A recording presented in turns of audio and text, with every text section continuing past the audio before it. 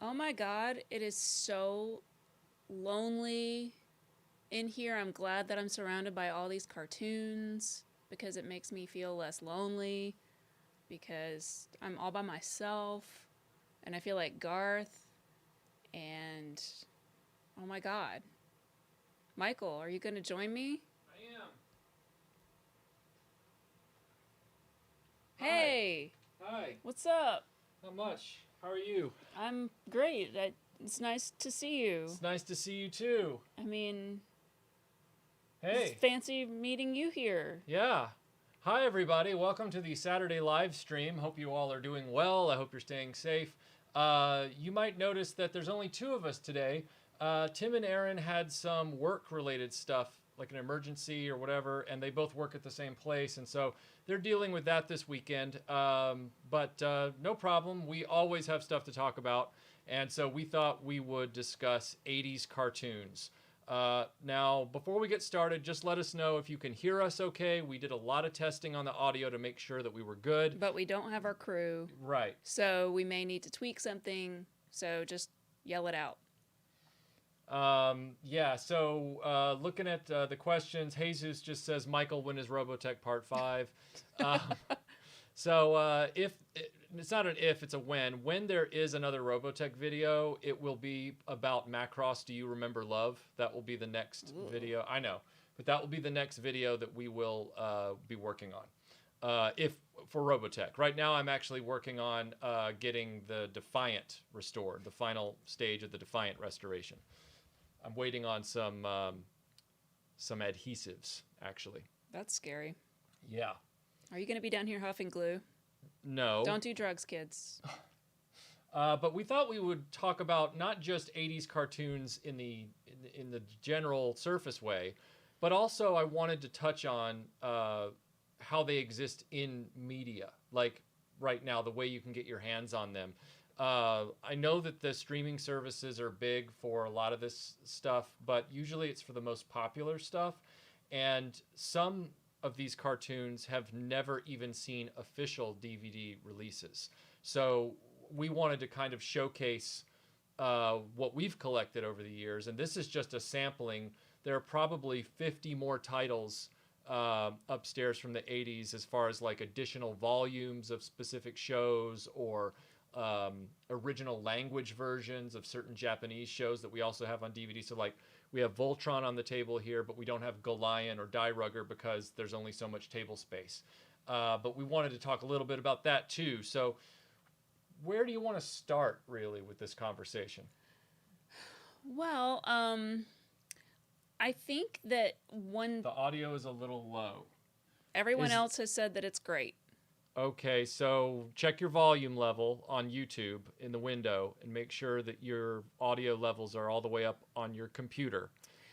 Turn it off and back on again. I think that we could talk about, like, so when we started this channel, I started doing some research on some different cartoons, and I remember, like, trying to think of some cool stuff that we could bring to do on the channel and things like that. And that's when I sort of came across some of the more weird things that I had never heard of back in the 80s. And of course, since that time, I've learned a huge amount about different cartoons and some really weird, rare cartoons. But to your point about media and hard media, which I know you're a big proponent of, Yeah. I think that like that's when we started acquiring a lot of these DVDs. So that we had the source material to go back to rewatch and pull clips from and things like that. And what we found over the years is that, number one, a lot of these properties end up getting traded around from company to company. So, on one, release, it may be Cookie Jar, and the next time it may be Mill Creek, and the next time it may be, whatever, Shout Factory. And these things get traded around. And a lot of times I feel like the people who own them may not even realize what they are or care that much about them. And they're usually just churned out and very cheaply to try to make a little side money on Amazon. The point is that a lot of times when they go in between companies, they'll sometimes fall into a little bit of a black hole and they'll go out of print. And so some of these things are worth a huge amount of money just because of their rarity. And they're not available on streaming and sometimes not in their entirety or in good quality on YouTube either. So I would encourage you that, again, as we've done a lot, if there are any of these shows that you actually have nostalgia for or care about, I highly recommend buying them, especially if they are like your standard $7 Yeah. Amazon grab, because a lot of times when they are in print, they're like $7 or Right. $5. But then they'll go out of print and it'll be like $300. So I mean, you could literally buy up, like, and I'm not encouraging you to do this, but you could buy up like 10 or 15 of them and then wait Yeah. like 2 or 3 years. I kind of wish we had done that, and then just sell them at a premium on eBay. Like, Right. Anyway. It's like delayed scalping. Yeah, it is. There's no shortage when they're out, but then when they're gone, suddenly they skyrocket in price. Yeah. So Michael Hinkson says, good morning from glorious northern Nevada. You're coming through loud and clear. Ah, good. Thank you, Michael. Scott says, did the UK have the same run to the living room with a bowl of cereal to watch Saturday cartoons tradition that we had here in the US? Well, I wasn't in the UK in the 80s, but in the early 90s, they did have a program called DJ Cat, which ran episodes of Teenage Mutant Hero Turtles and Samurai Pizza Cats and other shows at that time. And I have to believe that that would have been the evolution of their Saturday morning programming. If I recall correctly, that was a Saturday or Sunday program. So yeah, I think they did have a Saturday morning cartoon culture of some kind. I'm just not as familiar with what ran there.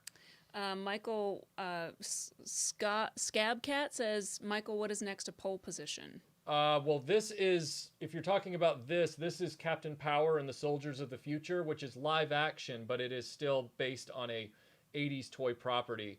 And then if you're talking about this is Inspector Gadget, which most people know what Inspector Gadget is. And then George Aitken says, what weren't American cartoons just extra long adverts for the toys?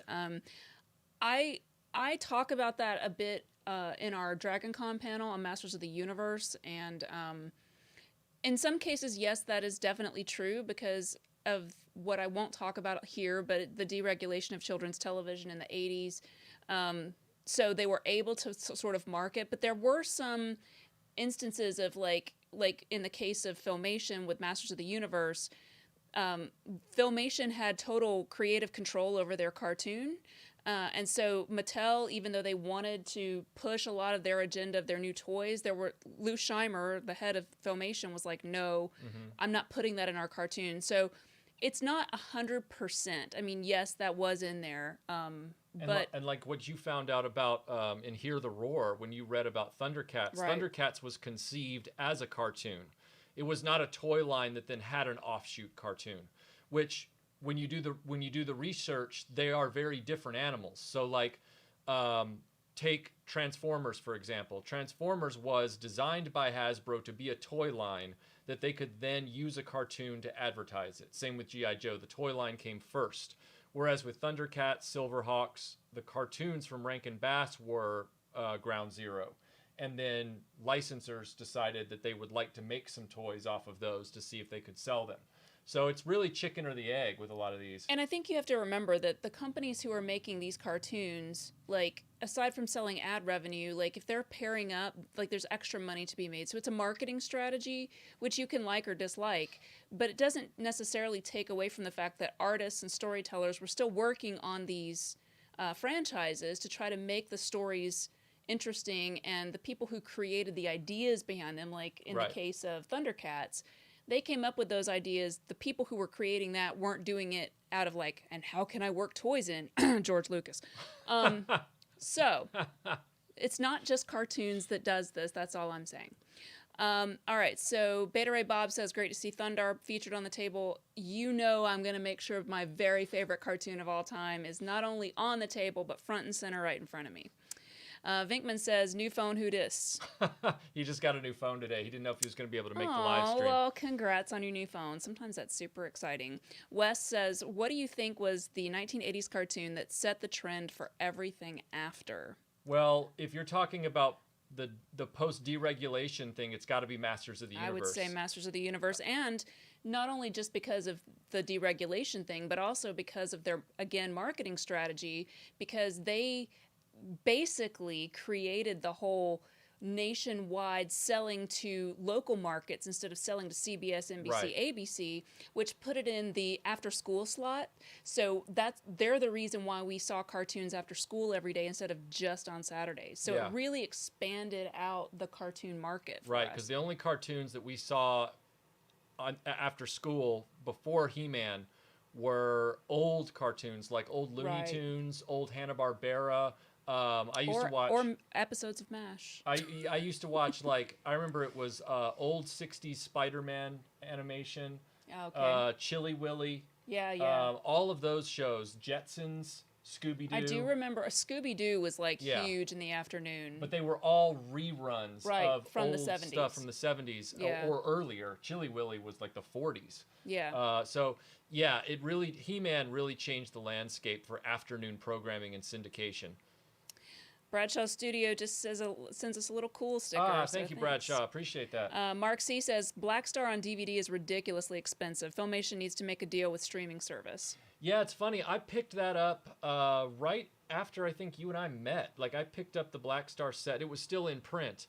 But then, like, very quickly after that, it went out of print. The ones that I've looked up that I have that are out of print that are exorbitantly expensive are Black Star, Mask from Shout Factory, and the original red box set for Dungeons and Dragons. Those seem to be very hard to find.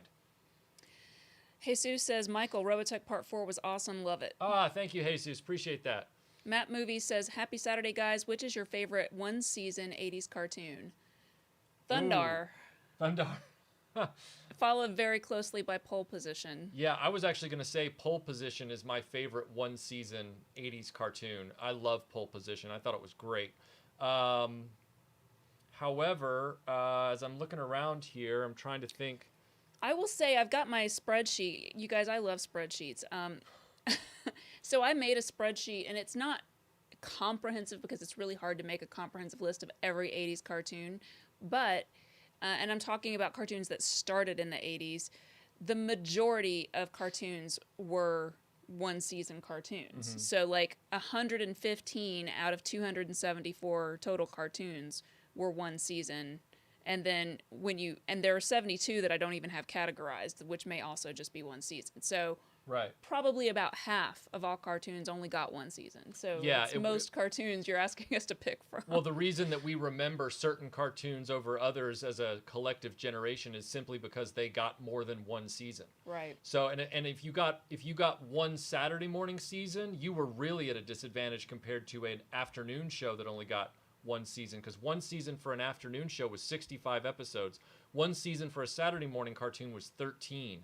So, like Mighty Orbots, only the people like myself who were really into it and caught it that year remember it. Right. Everybody else is like, "What's Mighty Orbots?" It's like the Nestle Crunch Blizzard at Dairy Queen. It was available 1 year, and unless you loved it and ate it, you don't You remember. just will not let that go. I won't. 1987, Nestle Crunch Dairy Queen Blizzard. I was in Alaska. I just lived in a blizzard, so we didn't have Dairy Queens. That was quick. I'll give you that. That was quick. Thank you. You're welcome.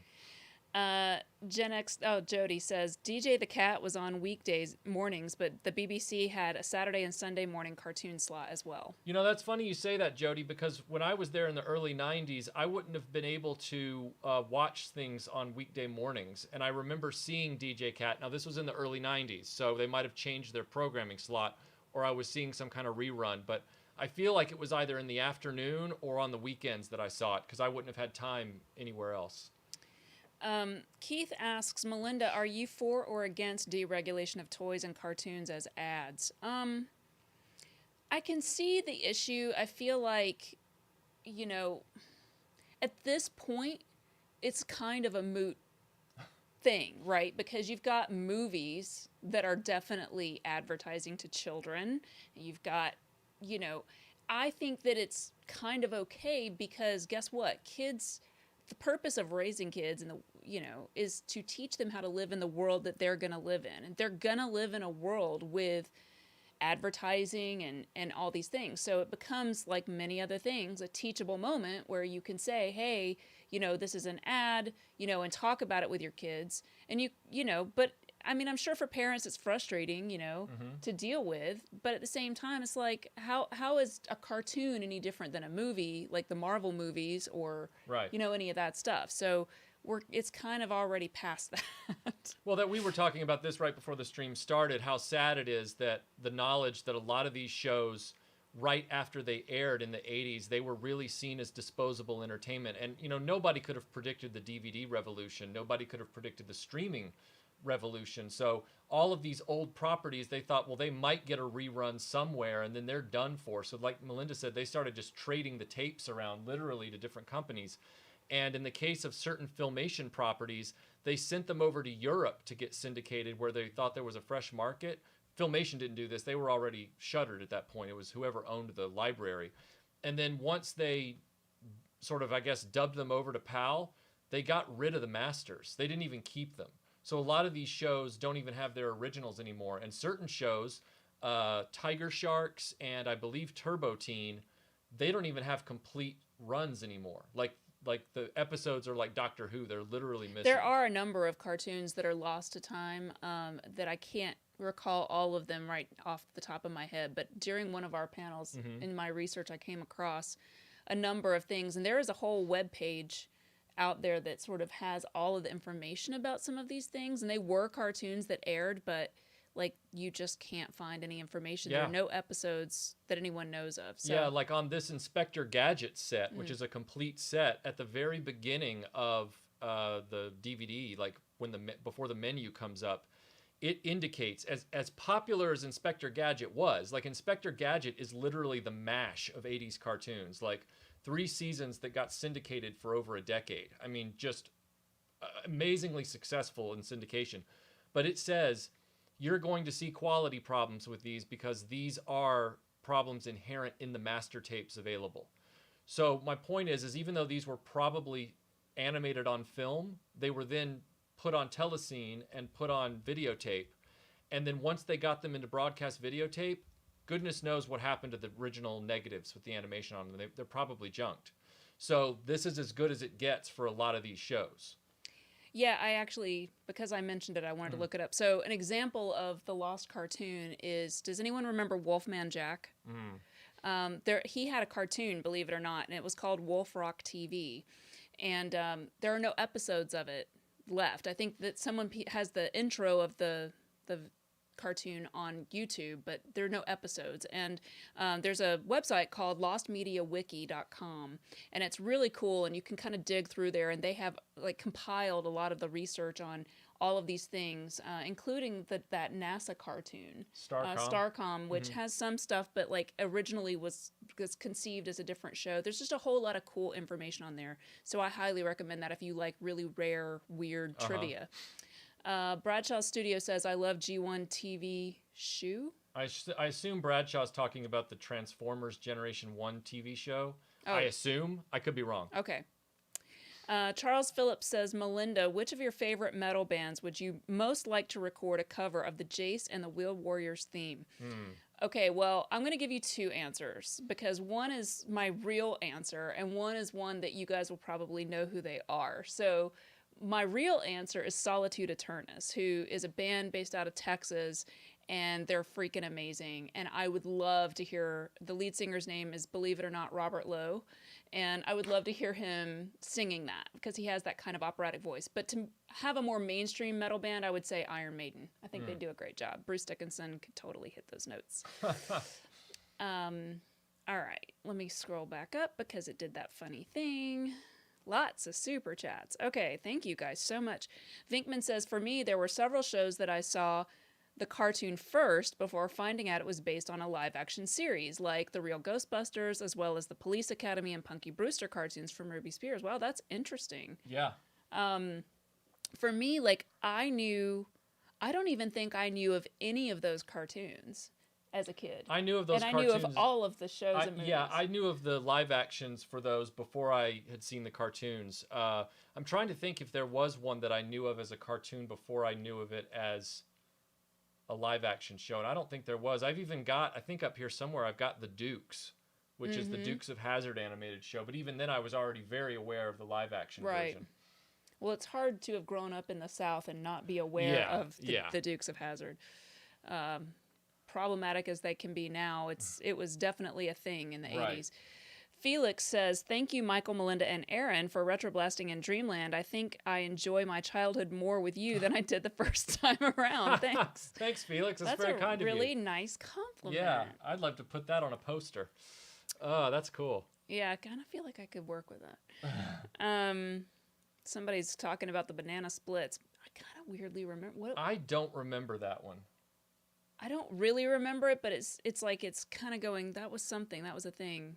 It's kind of like that fluffy dog. Keith, yes, I do have Chuck Norris and the Karate Commandos. It's in one of these stacks. It's right here. Oh, it's right there. It's right under Shirt Tails. It's right under Shirt Tails, yeah. Okay. Wildstar Studio says, "What do you think of all the animated adaptations of live-action properties in the 80s, like Laverne and Shirley, Mork and Mindy, The Dukes, etc.?" Well, what I think of them is that, these TV studios realized that there was some advertising money to be made with cartoons, and they already owned the rights to those concepts. And so they thought, well, this is an easy way to not have to pay for someone else. Kind of like they did, in a weird way, it's kind of like taking Voltron and paying for the rights and just sort of, you don't have to animate it. In this case, we don't have to pay for the rights to it. We just have to animate it. So you're skipping one of the steps because you have to come up with a concept and then trademark and copyright it, and then get a story and get designs and then produce it. Mm-hmm. So any one of those steps that you can cut out, you're saving time and money. And so I think that's really the idea behind those. And in some cases, it led to some really weird stuff. Like, well, those adaptations that Wildstar's talking about got your favorite show canceled. That's right. Yeah, that's what I was going to say is, like, especially I think it's the Laverne and Shirley. It's, what's his name? Gary Marshall. Gary Marshall was like in there, and he was like, I want this show. I want to make this show, and they were so eager to please him that they even though Thundar was doing well in the ratings, they went ahead and took it off the air so that they could put on like the Laverne and Shirley. I think it was a combo platter type of hour of I don't even know if Laverne and Shirley, the animated cartoon, has ever been on DVD, but Thundar is. You can't find good episodes or even graphics from the show, and I know that because when I've tried to get just screenshots to put in some of our PowerPoints at DragonCon, it's like, you can't really find good quality. It's so weird. The Dukes has an official DVD release. Laverne and Shirley and Happy Days might. Don't quote me on that. It might. I'm not sure about that one, but the Laverne and Shirley definitely not. Monkey Boy says, "Do you guys remember Captain Caveman? Thoughts?" I really remember Captain Caveman because, I watched the Saturday USA Cartoon Express. It wasn't Saturday. It was like in the morning before school. And they had that as one of their many weird cartoons that they would put in their lineup. It was Captain Caveman was one. The other one I remember sort of being an 80s spin on an old favorite was Scrappy-Doo. There was that Saturday morning Scooby. There was a Saturday morning offshoot of Scooby-Doo, like a sort of sequel to Scooby-Doo, but it was Scooby and Scrappy. Yeah, I remember Scooby and Scrappy. Daphne was in it too. Yeah, I don't remember it being on Cartoon Express though. No, it was Saturday morning. It was like network run. Yeah. Yeah. Yeah, like that Cartoon Express thing, they had a lot of seemingly older 70s shows that they just sort of like, I guess, bought up and conglomerated into this thing that they would show before school. So kind of brilliant on their part, we can just get all of this crap and sling it in here like a buffet line at, what's one of those buffet places like that. JSP says, "If you want to see a ridiculous price tag, try finding volume 2 of The Adventures of the Lone Ranger and Zorro." Oh yeah, I know exactly what you're talking about because I've tried several years now to get myself, that's why I haven't bought volume 1, because I won't have any way of getting volume 2. So I just keep holding out, just keep waiting. Some of these shows, like when they go out of print, it's like minting gold at that point. It's and crazy. Isn't it weird how they will, when they decide to do these and they make them at all, they don't put them all together. So Pole Position's another example of that, where there are only 13 episodes, right? Because it's a Saturday morning show with one season. But when you buy it, I don't know if it's changed. It may be different now. But when we got the last one.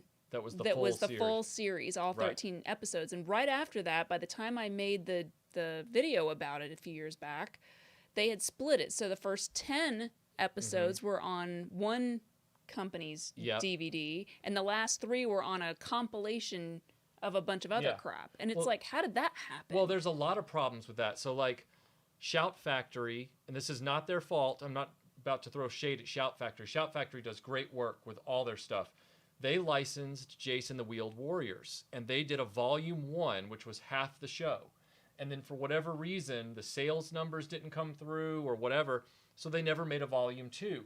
So then Cookie Jar comes along and licenses the show, and then they re-release volume 1, and then everyone's like, but volume 2 is what we need. And then they finally, it was like nail biting, and they finally brought out a volume 2, and all of us scrambled to get that at the same time.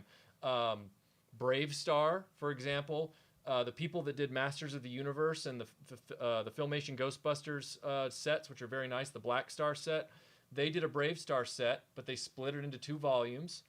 The second volume, it's really, really, really, really hard to find. You can find a Mill Creek version of it, but it doesn't have any of the special features on it. They say it's not as good of quality. So it's a minefield collecting 80s animation on physical media. JD 1989 says Peggy Charin is the devil. Yes, I agree. She was the head of the Action for Children's Television movement in the 80s that was trying to like fight against all of these shows. She's the PMRC Tipper Gore equivalent for cartoons. I think, yeah. Yeah, I know. I was just trying to read some other stuff. Okay, sorry. I'm running my thing. All right, I'll let you run your thing. Connor Fuller says, anyone else have a crush on the girls in Captain Caveman?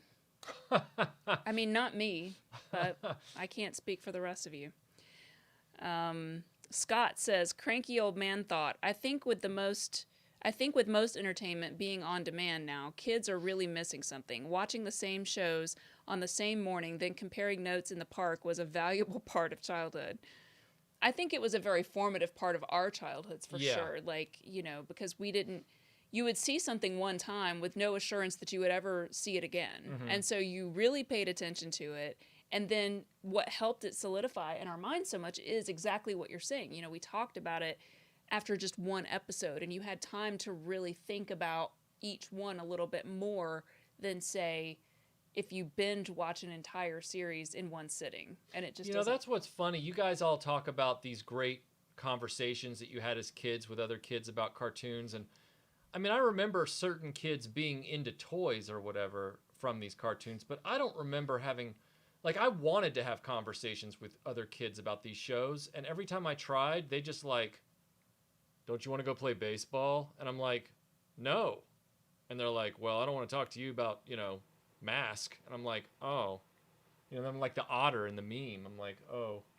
Like, it never, I don't. Yeah, I mean, I don't remember talking to anybody about Thundar, but I definitely remember, like Shirt Tails would come up mostly because, like, I would have the erasers on my pencils, and so my female friends would be like, ooh, I love that, and then that's about the extent of it. But I guess my point is, you had a little bit more time even as by yourself to kind of sit and think about an episode. Like when I would see an episode of Thundar, because it never consistently came on, so if I saw an episode, it was like, oh my god, I must remember every moment of this, and then I would sit there and think about it, and then I'd go out in the backyard and I would play pretend like I was in that episode, and so it sort of works into extra parts of your brain because you're doing that, so I think maybe that's true for other people. You yell it out. I don't know.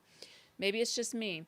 Mark Gordon says they should make a cartoon about Melinda, a medical professional who is knowledgeable in archaeology. The show writes itself. I mean, yeah, I guess if you want to have like a, forensic anthropologist cartoon, that's a little creepy, but who knows? Prime Syndicate says after-school cartoons in Australia in the 80s for me were Banana Man, Danger Mouse, Roger Ramjet, and Mysterious Cities of Gold, which is right here. That is still fabulous. Yeah, Danger Mouse, I remember being able to watch that the brief year that we had cable. And then my parents, it was the old like wood grain box with the big turn knob on it. And my parents like had it for like, I think it was like 1983 or 84, and then they got rid of it. And I'm like, so I lost Danger Mouse and I lost Transor Z and all these other cable cartoons that I really liked. Yeah. Michael Hinkson says, favorite one season is Saber Rider. It's unique. It showed the bad guys getting killed, but they changed them to vapor beings so they could show it. Well, we have Saber Rider here. It's in the stack somewhere. Saber Rider. And the Star Sheriffs. But I also have a subtitled version of the original Star Musketeer Bismarck that exists as files because it's never officially been released.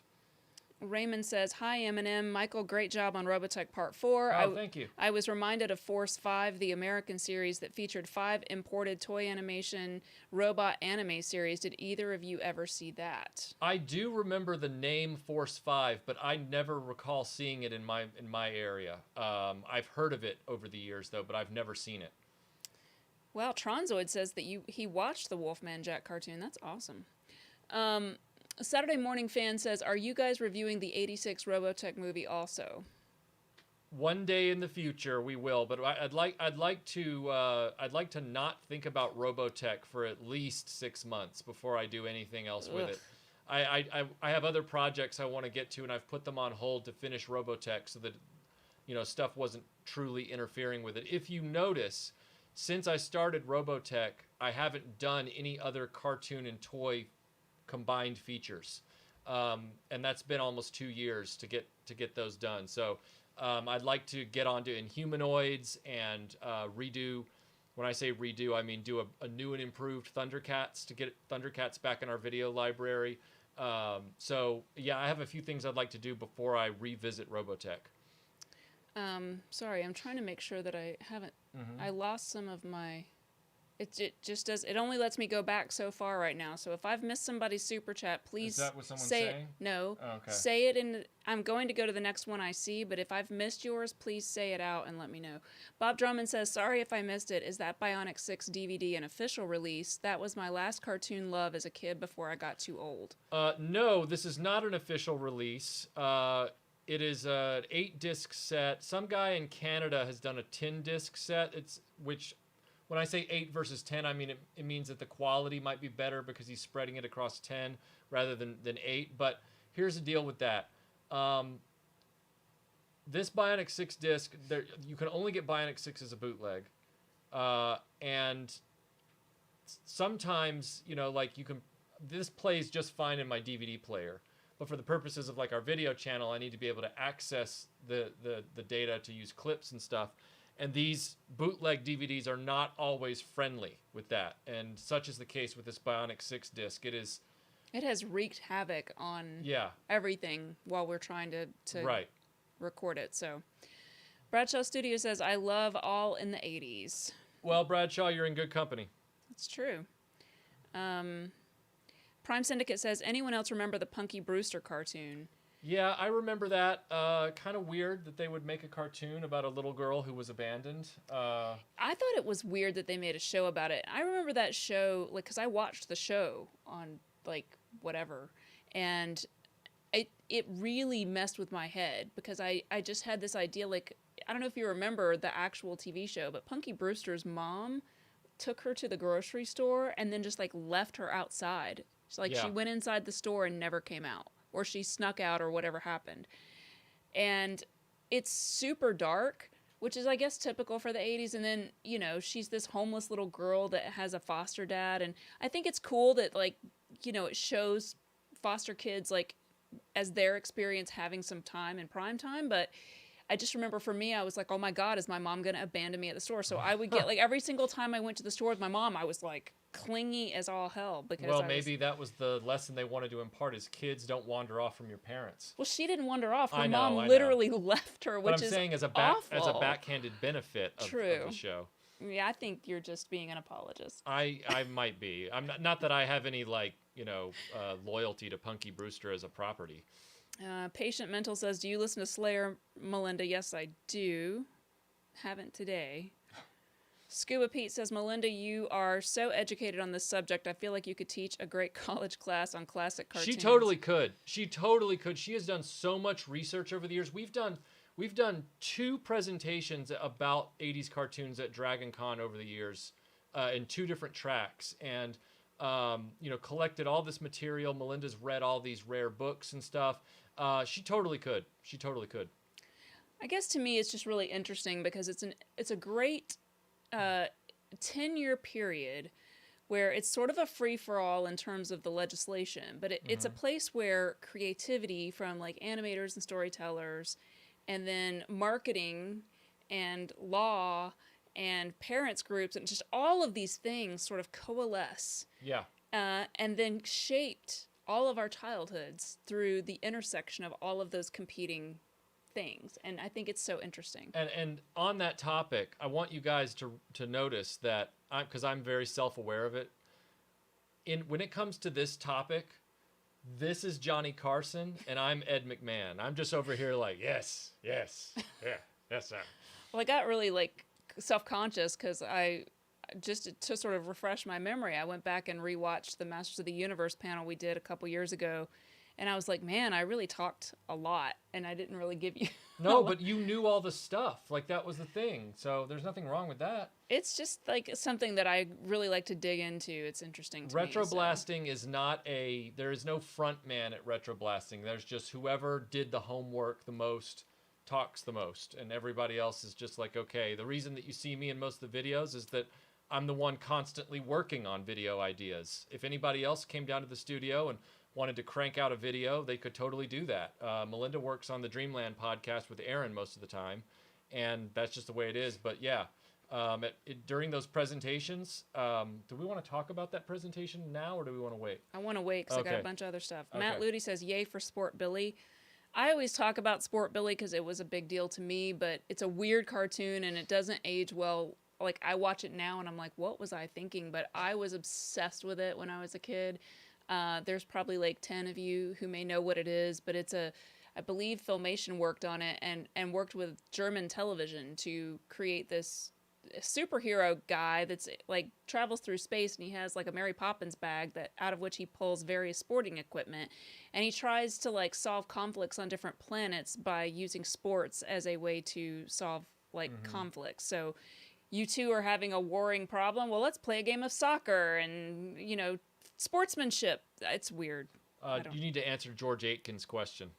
Yeah, I was about to. So George Aitken says, never heard of Thundar. What's that about? So Thundar is one of the first of the cartoons that is sort of the Sword and Planet or Sword and Sorcery style of cartoon. It's based a lot on, obviously, Conan the Barbarian, Commandy, comic books, if you're familiar with that. And it also pulls a lot from Star Wars, which had been popular just a few years before. Obviously, Star Wars came out in 1977. This show came out in 1980. So it was sort of a nice blend of like the interplanetary stuff and Star Wars with the lightsaber-y looking thing. They don't call it a lightsaber, but that's what it is. And the Conan the Barbarian idea. So much like, I think it was Vitor, that's a weird reference, but similarly to that, you have a world that's like in the future, but technology has all failed and science has failed, and so everything has reverted to magic. And so sorcerers are now common and all of this kind of stuff. And so it's this future world. It's Earth. Meaning it's our world, but it's in the future and it's post-apocalyptic because a meteor comes by and like destroys the planet, and everything then reverts back to like weeds. So you'll see like the Statue of Liberty fallen over Planet of the Apes style, and like roots and stuff growing all in it. So you'll notice like things that you recognize, and they're just riding past on their horses, and they're sorcerers, and so it's kind of cool. And it's dark, like it's very adult in a weird way. Wait, what's this? George Miller, I'm not sure what that is. What's 80s cartoon intro? Thoughts on the 80s cartoon intro? Are you talking? Oh, you're talking about in general as a concept. Yeah. Favorite intro for me is probably Jason the Wheeled Warriors. Jason the Wheeled Warriors as a complete experience. Although if they hadn't truncated the song, Galaxy Rangers has a great intro song with great intro animation. It's just that the song is longer than the intro animation, and so they cut off the song, which they have a full version of it that you can also listen to. But yeah. I would add to that Masters of the Universe. I love the music to that. I love it. I love hearing it orchestrated fully as like played by all kinds of people on YouTube. And then what was the other one I was about to say? Crap, it just went out of my head. Oh, Thundercats, actually. Oh, right. Especially the animation is just beautifully done. Uh-huh. So, and the song's pretty good. But Silverhawks has a really good intro. It's also Rankin Bass. Yeah. Mask. I like the song in Mask. I think Mask has a really cool intro song. Pole Position is one of my favorite songs. I thought the Pole Position song was great. Like most of these are Shuki Levy. Yeah, Bionic 6 has a great intro. Bionic 6 is really good as far as the music and the animation. The animation on Bionic 6 is up there with Thundercats. Yeah, it's really good. Yeah, and same with Galaxy Rangers. It's weirdly good. Yeah. I'm trying to see who did it, but I can't tell. Yeah. Vinkman says, Aaron the Aaronist Aaron whoever Aaron was trying to make a pizza when the dough came to life and attacked him. He bonked it with a rolling pin and threw it in the oven. I hate it when food goes bad. Miss you, Aaron. He'll be back. Not if I have any. No, I'm just kidding. Let's see. Wow, there is a lot of chat going on. There is so much, you guys, and I appreciate all of it. I want to get to all of these, but I'm just doing my best. And this thing is flipping all over the place and skipping. Hopefully it's not skipping any major stuff. Sorry. Let me just... Don Miles, I don't know if you're next, but holy crap. Oh, wow. Don, thank you, sir. You're very kind. You're very kind. He says, since it's on topic, just a humble thanks for still my favorite RetroBlasting panel, 80s One Season Wonders. It epitomized everything I still love about your knowledge and delivery. P.S. Great job again, Michael, on the MattTracker.com crossover. Oh, thank you. Appreciate that. Yeah, for those of you that don't know, I was invited onto Matt Tracker, the YouTube channel Matt Tracker, which is devoted to all things mask. Also has a website called MattTracker.com. And we had a nice long conversation for about 2 hours about the state of animation in the film industry and the toy industry and all kinds of stuff. It was a very good conversation. So thank you, Don. I appreciate that. Just double checking that I'm not missing a super chat because that's my nightmare. I hate you. YouTube really needs to get it together with that. A World Made of Cardboard says, growing up, I missed the 80s cartoons, and my only concerns being if my heroes would win in half an hour and if I would run out of Count Chocula cereal.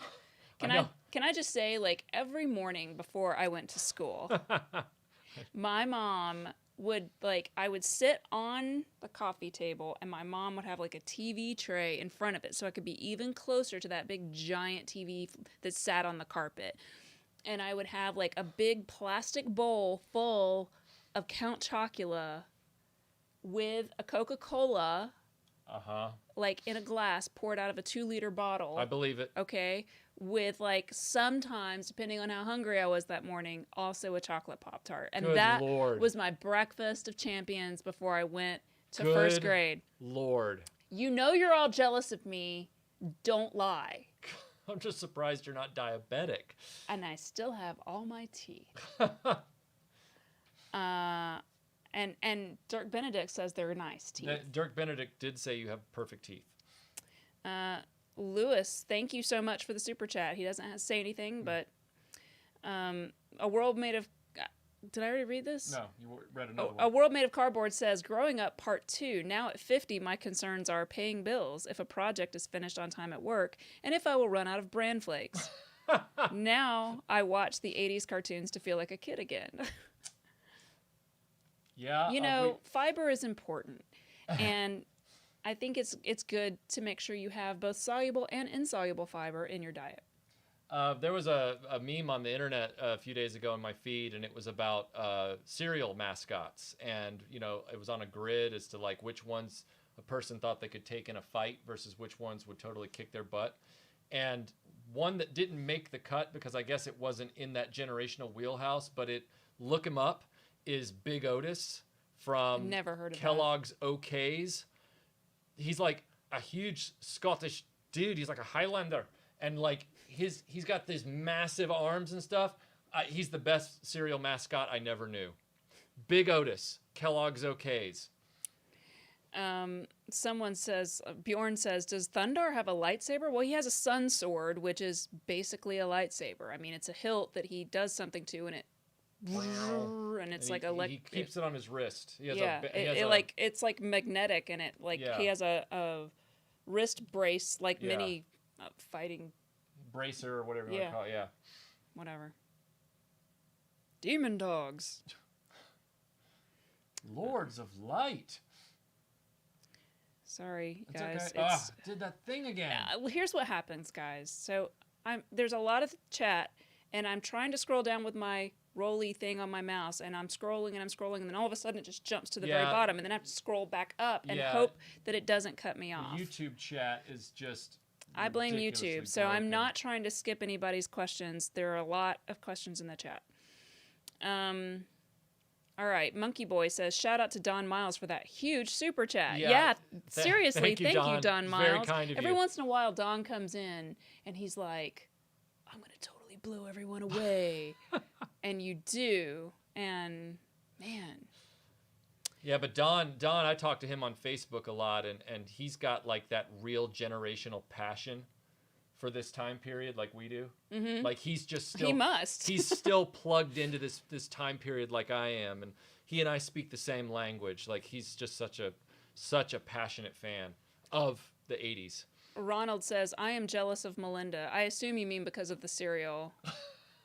You know, all my friends were jealous too. And here's the other thing is, like, I remember one time I went to a friend's house to stay the night on a Friday night after school. And so Saturday morning, her mom, we got up and she made us canned biscuits, which I was like, they come in cans?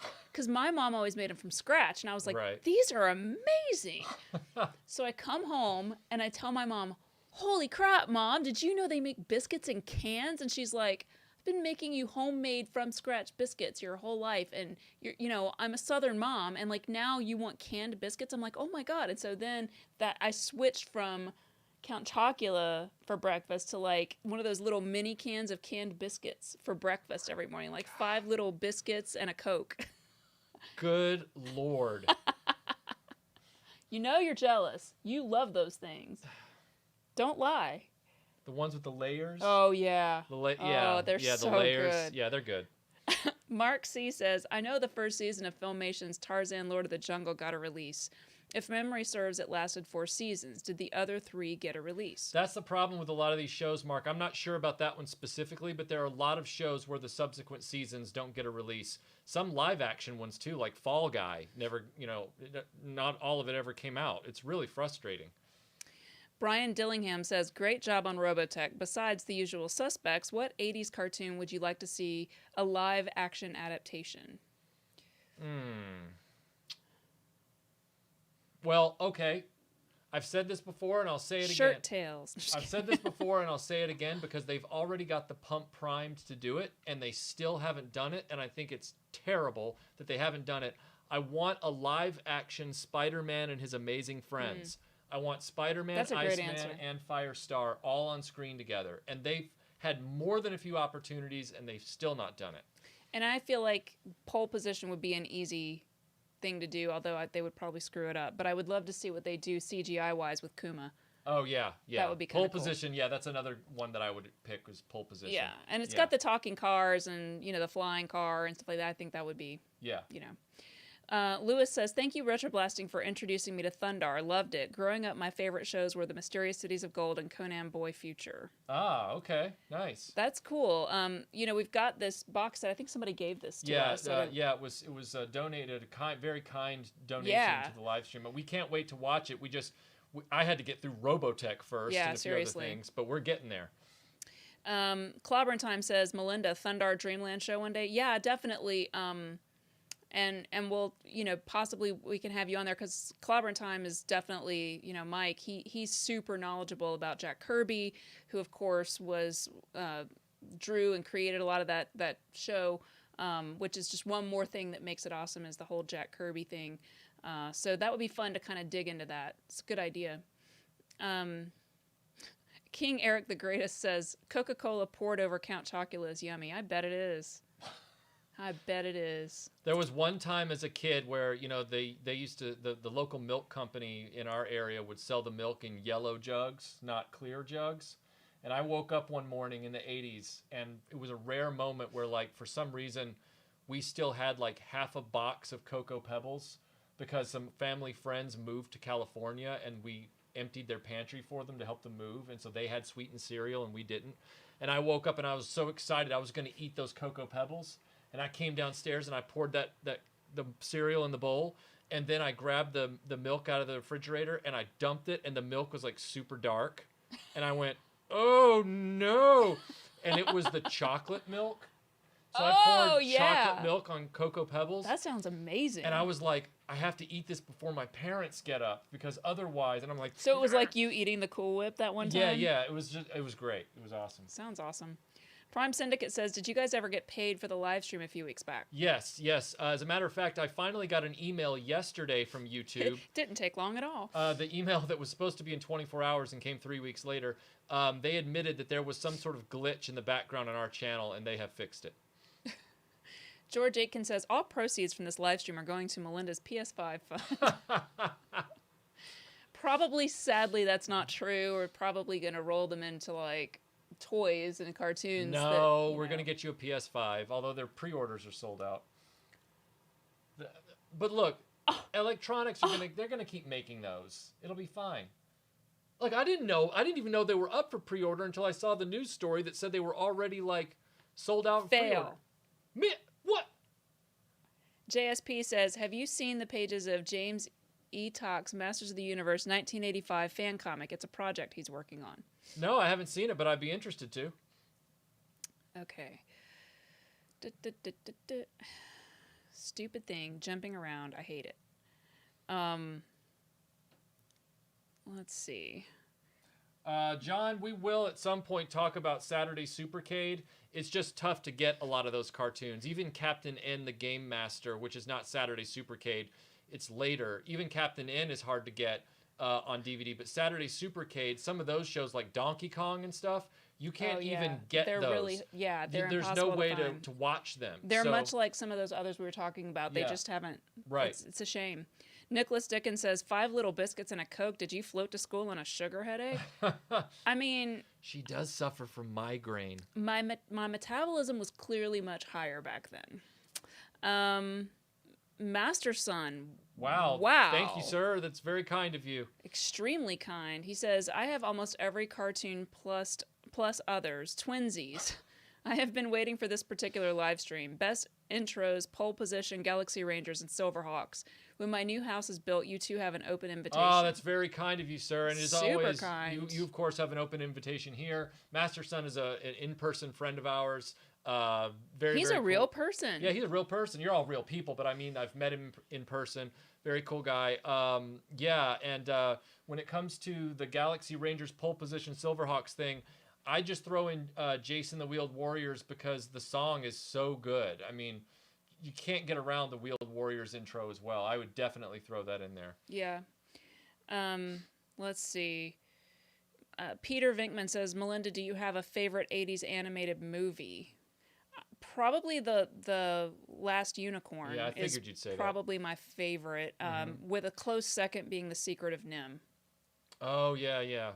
Mine would be Secret of Nim or The Black Cauldron. I liked both of those. Yeah. Or Flight of Dragons. Oh, that Flight one's of Dragons that is one's really good. Yeah. Monkey Boy says, I wish I could afford to send bigger super chats. Man, don't worry about it. We're just happy that you're here and that we're able to like talk about all this stuff. Exactly. Like let's see. I saw something about Mark Wahlberg. Oh, no. So it just went by really fast, so I didn't really see it. Wow, I think for the moment, we made it through all of the super chats. So now I am going to... let's see. Greg Klein says, Michael, what is your favorite Hanna-Barbera cartoon? And Melinda, what is your... My favorite Hanna-Barbera cartoon. Are we talking 80s? I assume, yeah. Because if we're talking 80s, I'm sitting here racking my brain. I think for the pure warm feelings of it, my favorite Hanna-Barbera 80s cartoon is going to be GoBots. Because of the intro and the style of it. But I do feel like I might be leaving some out. One moment, I'm consulting my Excel spreadsheet. So from Hanna-Barbera on my list, I have The New Adventures of Johnny Quest, Challenge of the GoBots. I'm skipping over less familiar ones. Galtar, Gary Coleman Show, Mork and Mindy, and Laverne and Shirley, Quickie Koala, Sky Commanders. Yeah, for me, if it was Hanna-Barbera, it would definitely be for the... I'd say GoBots. Yeah, for the 80s, it would be GoBots. Obviously, they have some real classics in the 60s and 70s, but if you're talking 80s, it would be GoBots with... I want to give, like, a special mention to Galtar and the Golden Lance, just because it was one of those shows that really tried to do something interesting. And I remember, like, at the time, loving the Monchi-Cheese, which was also Hanna-Barbera. Oh, yeah, Monchi-Cheese was a classic. Yeah. Cool. Hey, look. She's got her notes. I mean, she's got this whole thing just locked down. I mean... Don Miles says, Melinda, queen of the spreadsheets. You have no idea. Like, I not only spreadsheets, but I'm one of the few people that will, like, actually use Access, like Microsoft Access to build a database. And I really wanted to, because it's just like an easy, cheap way to build a database without knowing how to code. Scott Boyer says, Super Friends. I apologize for forgetting about Super Friends, Scott. Super Friends is actually on the table here in its Superpowers Galactic Guardians DVD set, because we were reflecting the 80s and I wanted the show that was spun off of Superpowers.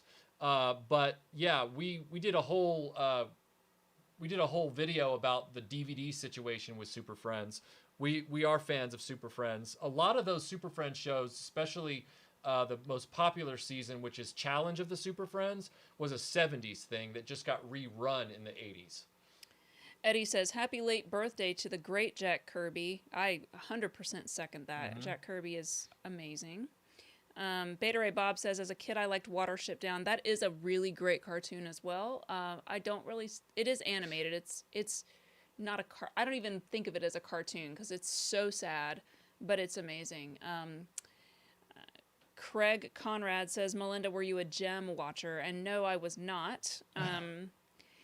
I know that this is probably one of those non-popular opinions, but I just didn't like the dolls, the Gem dolls. Well, that's a big factor in if you watch the show or not. Like, if you don't like the toys, you don't watch the show. Yeah. Like, I'm trying to think of a good example, but like, I'll think of one. I'll think of an example and then I'll get back to you, but there's quite a few. Yeah, it's... like Wheeled Warriors. Yeah, I was going to say Wheeled Warriors is a great example. I didn't watch Wheeled Warriors because I didn't like the toys. Right. You know? Well, and that's the problem. Like, I assume that they did it because they were competing with Barbie, so they made the dolls slightly bigger, just a little bit. So if you stand a Gem doll next to a Barbie, of which I had a ton of Barbies, they looked like just weird giant creatures, and so it was just like off-putting. And if they had been at the same scale, I feel like I would have been a lot more okay with it. Matt Schumann, thank you so much for the kind words. Appreciate that. Okay, let me make sure I haven't... Here's another one. Vinkman says, could Michael sing the Muppet Babies theme as Skeletor? That's brutal, man. I'm glad I don't have to do that. Muppet Babies, we make our dreams come true. We'll do the same for you. We'll do the same for you. When your world looks kind of weird and you wish that you weren't there. Just close your eyes and make believe. I know I'm off key, but that's okay. And you can be anywhere. Thank you. There you go. I like adventure. I like romance. I love great jokes. Yeah, I like that cartoon a lot. Okay.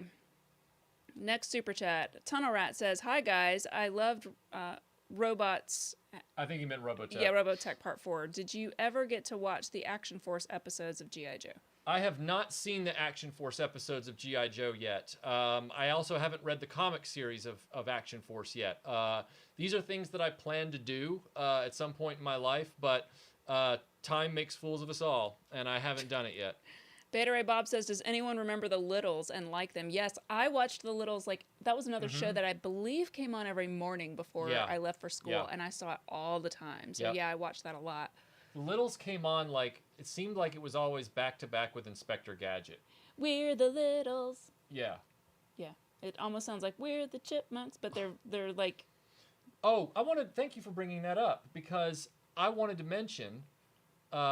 Alvin and the Chipmunks is one thing, but you reminded me of something that I wanted to say about this spread here. You'll notice, one, there aren't a lot of Blu-rays here, and that's because a lot of our animated favorites from back in our generation have not come to Blu-ray, because what's the point? They're just on standard def master tapes. Two, you won't see a lot of Disney stuff here from DuckTales, Rescue Rangers, and stuff like that. Not because I don't like those shows, but because even as a child, when we got into the mid to late 80s and Disney started dominating the animated afternoon hour with DuckTales and Rescue Rangers and stuff, I started to notice Darkwing Duck, all that stuff. The animated blocks started to have less variety, and it started to feel very homogenized. Like, as a child, I didn't know what the word homogenized meant, but I knew it all felt the same.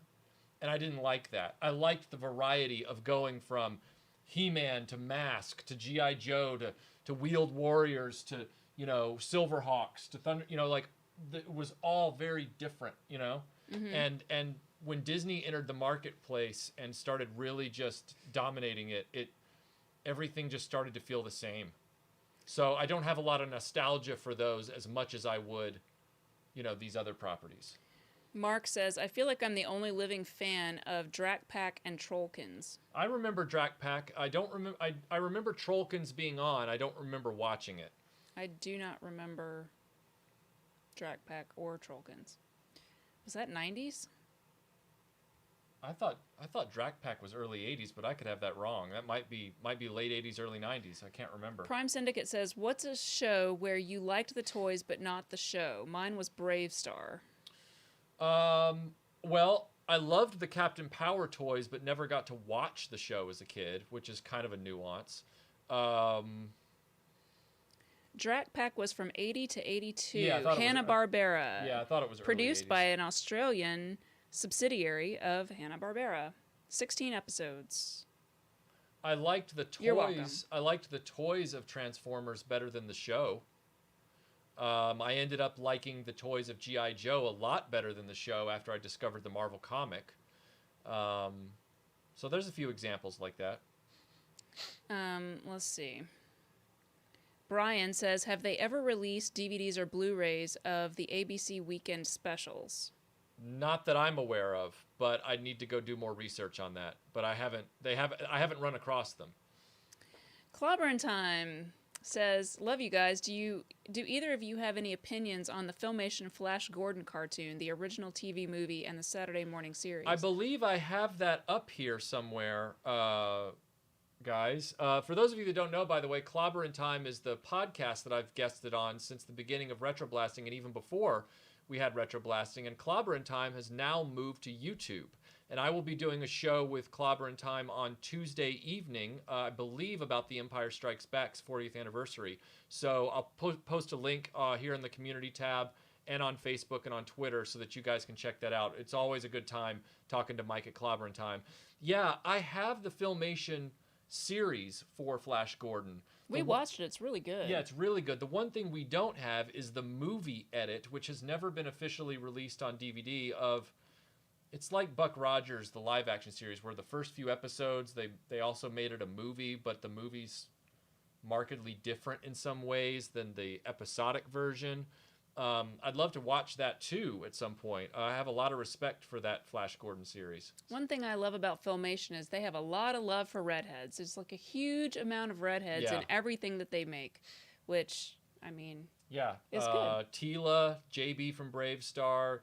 The girl from Flash Gordon, who's all of the leads. Like, it's pretty cool. But the 80s animated stuff did have a lot of redheads anyway, like Scarlet, the girl in Dungeons and Dragons. I honestly think it's just because they wanted like a cool color in the animation mix. Oh, yeah. Probably. George Aitken says, have you found space for Action Force? Yeah, as a matter of fact, George, there's a shelf right over there that used to be the Star Wars Micro Collection. And I carefully spent a few hours, boxing up the Micro Collection and gave Action Force that shelf. And Micro Collection now exists down here, a little taste of the vintage Micro Collection. And the Action Force now has its own shelf here in the studio. Michael McLaughlin says, Flash Gordon is on the table to my far right. So it's somewhere in this stack over here. Yep. And let's see. Douglas Griffith says, "Did you ever watch Hulk Hogan's Rock and Wrestling cartoon?" And Tim Ward says, "I did. Little Timmy loved it." I did not. I was not super into wrestling, and so I felt like it wasn't really for me. But I have watched episodes of it as an adult, going back and doing research on cartoons, and I think it's really cool the way that they intermingled in like the actual live action wrestlers and how good of sports those guys are. They're just generally really cool people. And I just think it works really well because their personas just meld into cartoons really easily. So, Trends 5, yeah, CoverGirl was a redhead as well, as was Crystal Kane from more of an auburn though, right? Well, it depends on which animation you see or which action figure you have. Sometimes CoverGirl's blonde. But you also have Crystal Kane from Centurions, who's a redhead. And if you want to get tongue-in-cheek about it, Vanessa Warfield is punk red with the black streak from Mask. True. George Aitken says, "Sending you a Wolverine." Me? Like a real one? You mean like an action figure? They're mean little boogers. Like I lived in Alaska, and they're not something to trifle with. Which Wolverine? Are we talking about Patrick Swayze from Red Dawn? Or are we talking... I'm kidding. Thank you, George. That's very kind. Vinkman says, "When I was a little kid, I was watching Muppet Babies before I ever saw Star Wars. There's a particular shot of Darth Vader's TIE fighter that I always think of as the Muppet Babies shot because of the cartoon intro."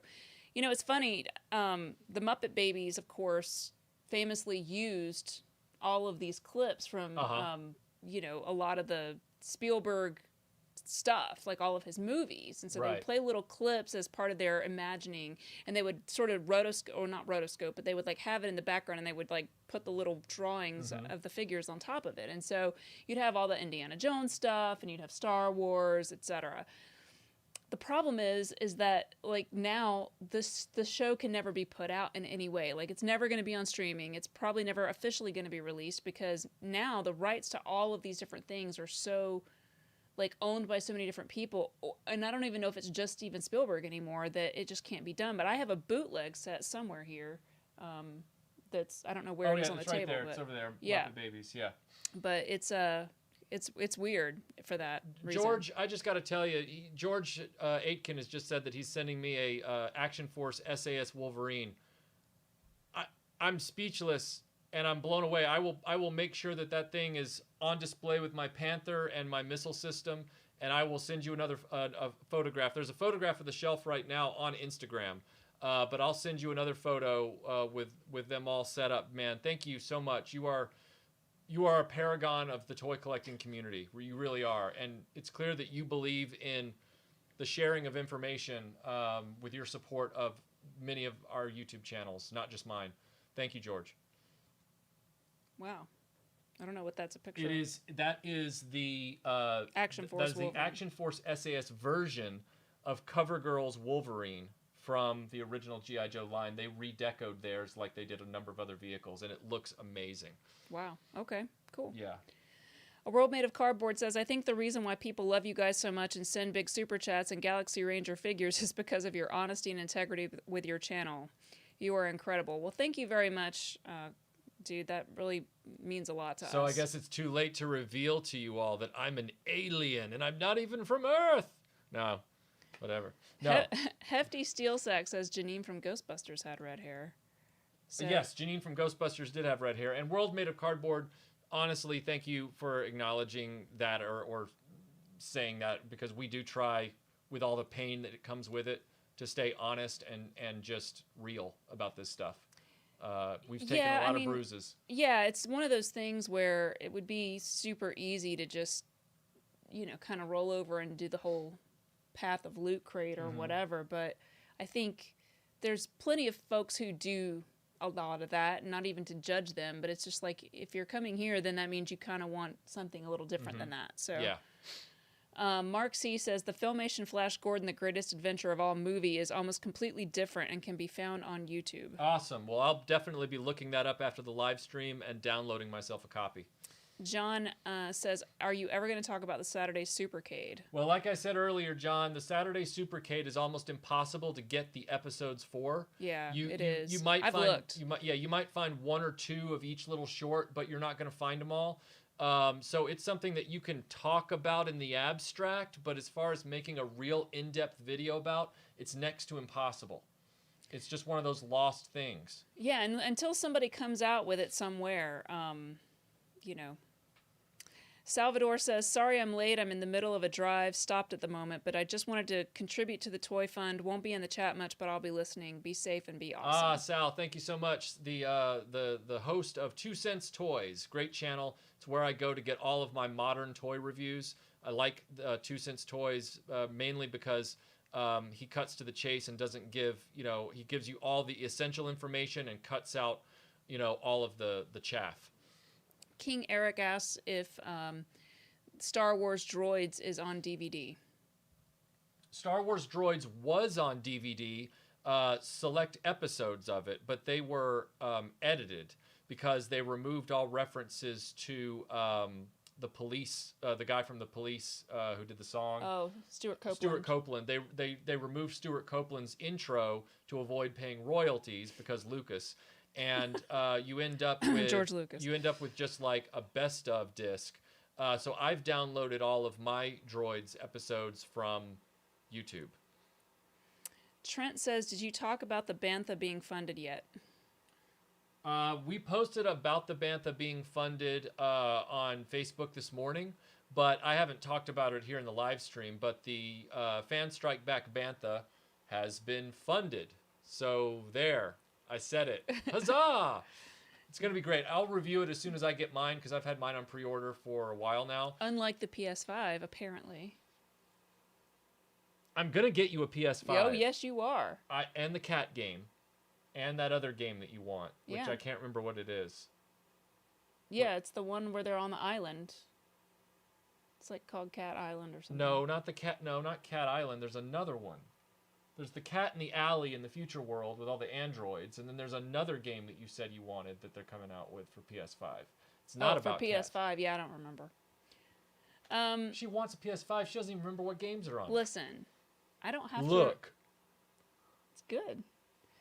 JD1989 says, "Michael, there is a full hour-long episode of Saturday Supercade on the Internet Archive, if that helps." That does help a little bit. That does give us at least the experience of the Saturday morning Supercade. So it's great that one full hour block survived. The trick is, beyond that, which is more like finding a fossil, you can't analyze the experience of each individual show. Like, I could never talk about Frogger in all of its episodes or Donkey Kong in all of its episodes because they're not there. Right. So all I could really do is say, this was the internet, or this was the Saturday morning Supercade. It had these shows in it. And here's a snapshot of what that was like. Snapshot, yeah. Yeah. It's kind of like Goldie Gold.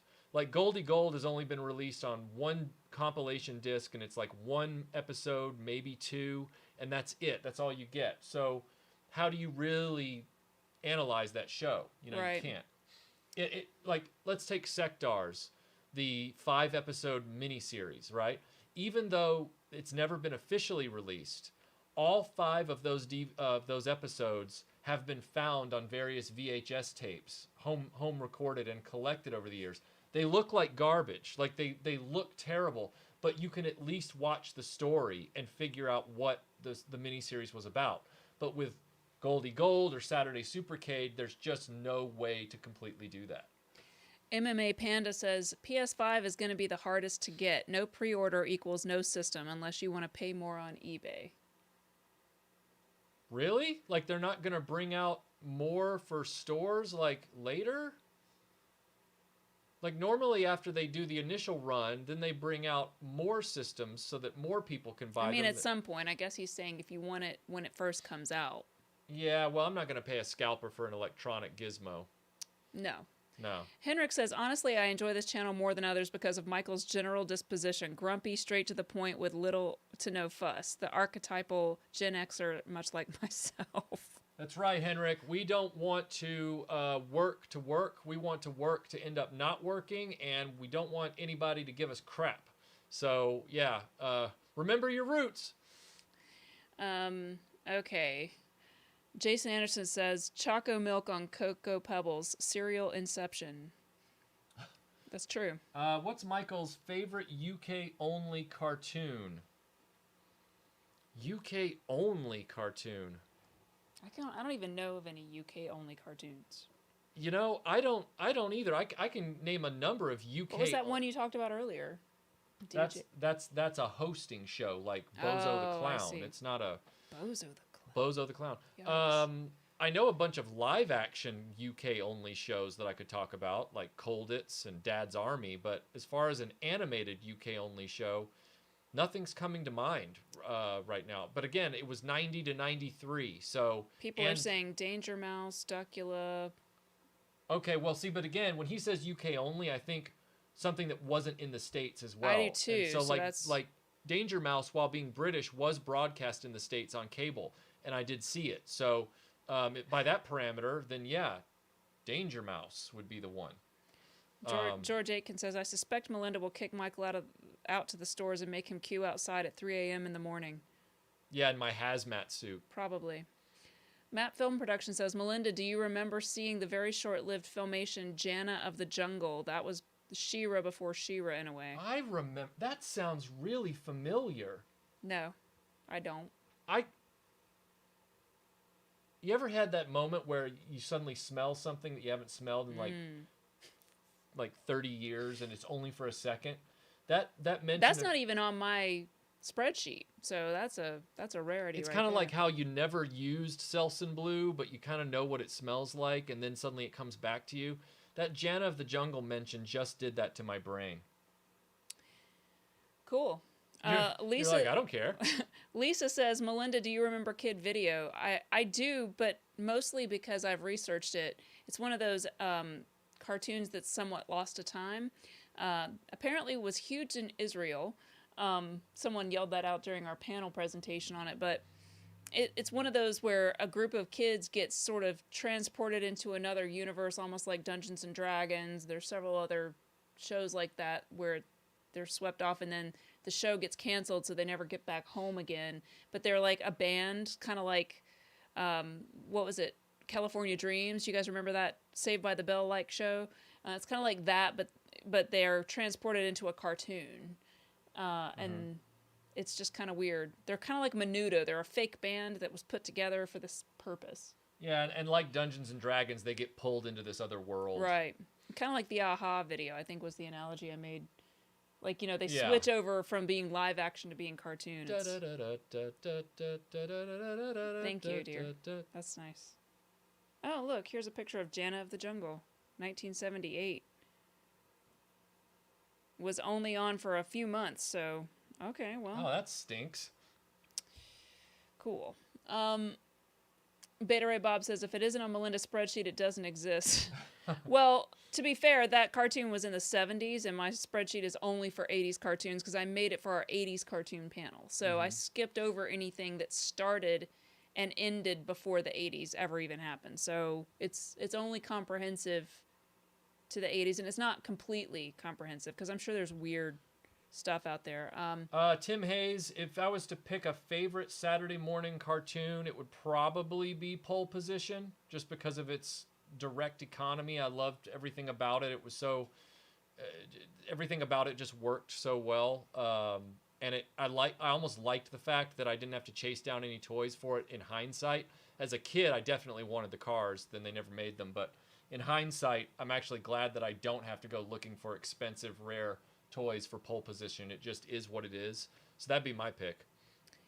Gojatron says, Jana was Hanna-Barbera and aired with Godzilla as the Godzilla Power Hour. Okay, that makes sense.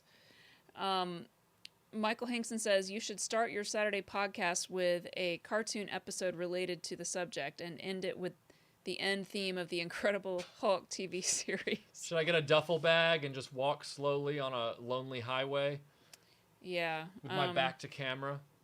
Vinkman says, speaking of lost 80s cartoons, most everyone remembers Tiger Sharks from the comic strip, but my favorite segment from that show was Mini Monsters. Yeah, there was also the now troublesome Street Frogs. Yeah. Which, if you haven't seen Street Frogs in a while, ooh, It's yeah, And the unfortunate thing is that Tiger Sharks apparently cannot be put on DVD because a lot of the original audio for those episodes has been lost.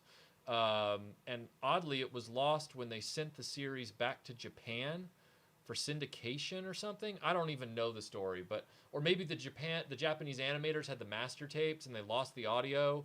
It's something crazy. I think it's mentioned in the Hear the Roar book or something like that. Scuba Pete says, did you collect the Smurfs figures because of the cartoon?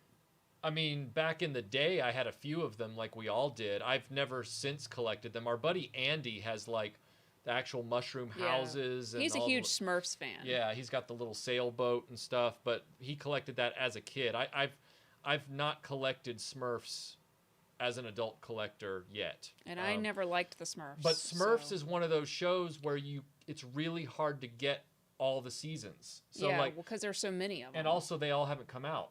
So like the first season has finally been released here in the States. The first 5 seasons were released by, I don't remember if it's UK, I think it's UK DVD company Fabulous. But some people argue that some episodes from the first 5 seasons aren't included on that set. I mean, Smurfs is a real rabbit hole to go down from an animation perspective. Mark C. says, thoughts on the Ruby Spears Superman show from mid to late 80s? It's right here in front of me. I love the fact that they use the John Williams music.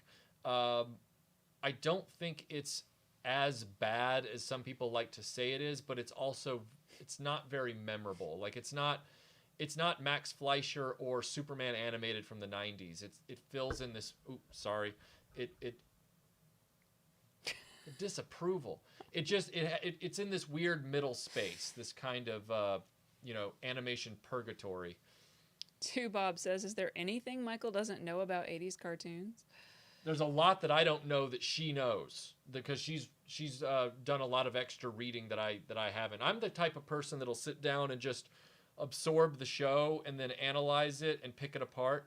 And Melinda goes into like full on, like, unless there's an overt question I have, I won't do a lot of like nitpicking research. Whereas Melinda goes into research mode first. And she starts finding all the books and the articles and the interviews and all that stuff. For like some of these series that we've done panel presentations about, I've actually purchased books. Like I purchased the Filmation sort of behind the scenes guide to all of their works. And that was a really interesting read, as well as the Hear the Roar book that you mentioned for Thundercats. It gives a lot of nice context so that when you do watch the show, you can appreciate it on a deeper level. We don't have Incredible Hulk on Spider-Man and His Amazing Friends because Spider-Man and His Amazing Friends and Incredible Hulk and the Spider-Man solo cartoon of 1981 have not been officially released on DVD in the States. I believe they got releases in the UK along with Spider-Woman, but we didn't get those here. So it's hard to find good copies of those.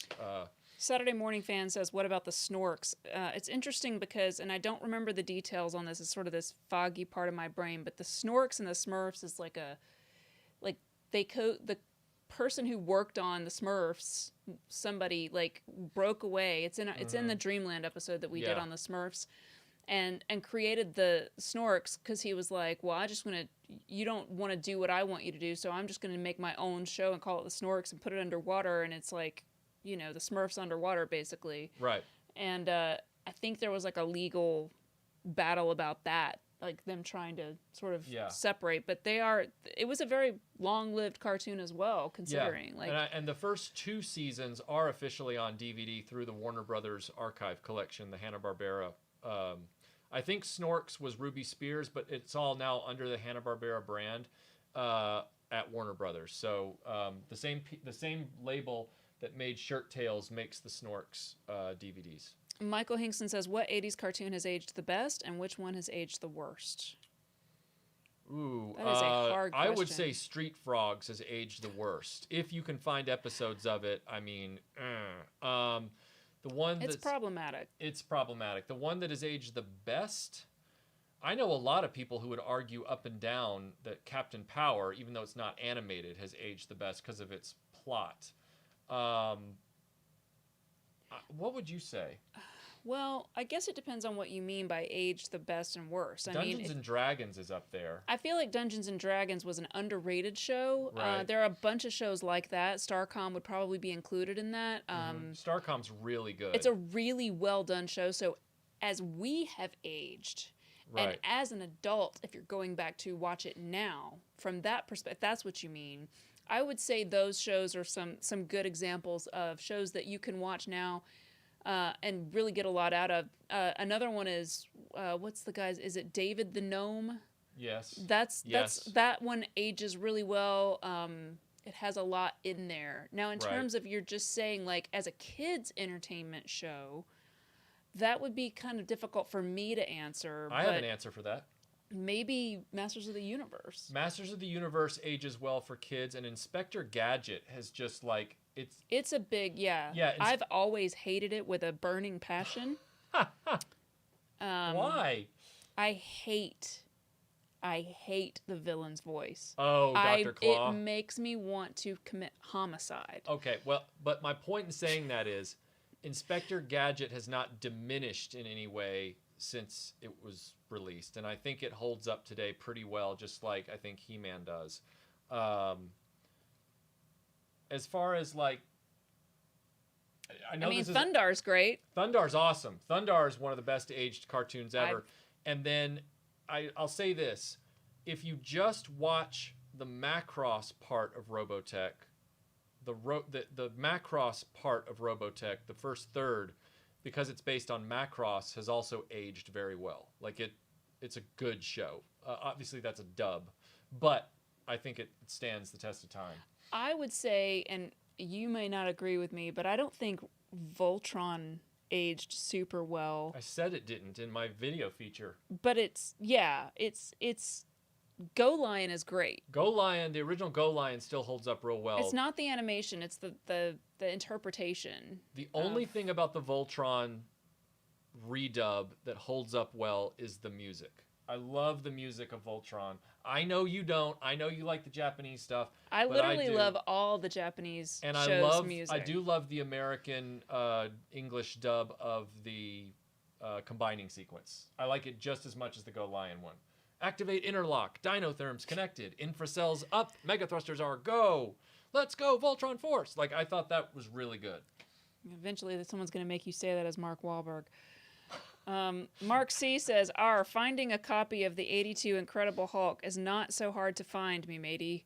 You just need to know which waters to sail. Yeah, I know that there are different copies out there, but I never know which one to buy that's going to give me the best quality. So I've been kind of holding back. Like, it took me forever to dip my toe in the water on Amazing Friends, and I got a great set. But if you've done that research, share it. Yeah. If you want to. Brian Dillingham says, I miss the primetime specials the networks used to do to introduce the Saturday morning cartoons. Do you remember them, and did you have a favorite? Primetime specials, I'm having a hard time remembering those. Speaking, though, of primetimes, I don't know. Are you talking about, like, I'm thinking about, like, cartoons that aired at night, right? So the only ones that are standing out to me would be, like, either a miniseries. I don't know if the G.I. Joe initial miniseries aired at night, or if, like, you know, I think of things like Garfield, which was more like holiday specials. Well, the one that I remember, which was mid-run of the show, which is to me the best example of that show, is The Great Heap for Star Wars Droids. I really liked that. That's a good example, that was a primetime animated special that ran late in the evening or well, and I think of Garfield because Garfield and Friends became a TV show. Now, I don't think that when they were initially doing the holiday specials, like the Halloween special, and that I don't think that Garfield and Friends was yet even a concept in their minds, but I think it ties together nicely, and I mean I think they're both very related to each other. Right. Yeah. Jay Reed says, I loved the Laser Tag Academy. The designs were pretty amazing. Laser Tag Academy, I do remember watching. I didn't catch it as often as I wanted to at the time. Photon, on the other hand, not a great show. Great for us because it's so hilarious. Oh, and I should mention that the first season of The Real Ghostbusters still holds up real well. The very first season, I think, is great. Oh, yeah, it is really good. Yeah. Well done. William the Movie Fan says, shout out to RetroBlasting for inspiring my friend Mike and I to create our first convention panel for Thundar. My favorite cartoon, too. Thanks. Oh, awesome. I hope it went Great. well or will go well. Not real sure if you've done it or are doing it, but good luck or hope it went well. I'm in a feedback loop. People are talking about the scary, scary Garfield Halloween special. Yeah, it is just the best Halloween special in my opinion. Oh yeah, the Garfield Halloween special. Yeah, it the probably scary yeah. guy in the chair. Like, oh my gosh. I do love the Great Pumpkin, but the Garfield one has this edge to it that just all of the Christmas Garfield one has an edge to it. Like, I can't watch it without getting like a lump in my throat. Well, it's maudlin. It's very sad. Yeah, yeah. I kind of appreciate the fact that he didn't feel the need to talk down to us kids. Like, he really went out of his way, and he talks about this, to make those things either scary or emotional or whatever, because he felt like that was animation's role for kids, was to sort of introduce us to how to deal with these feelings, which I think is great. Retro Wrestling Game says, thought on X-Men Pride of the X-Men pilot. It is my favorite animated X-Men version of anything they ever did. It's awesome. It's great, and I know it's a controversial opinion, but I'm not saying it because it's controversial. I'm saying it because it's the way I feel. I saw it and had it on videotape, official video cassette, before they ever did the 90s show.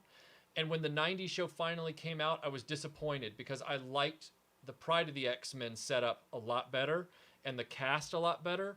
And, of course, I loved the arcade game.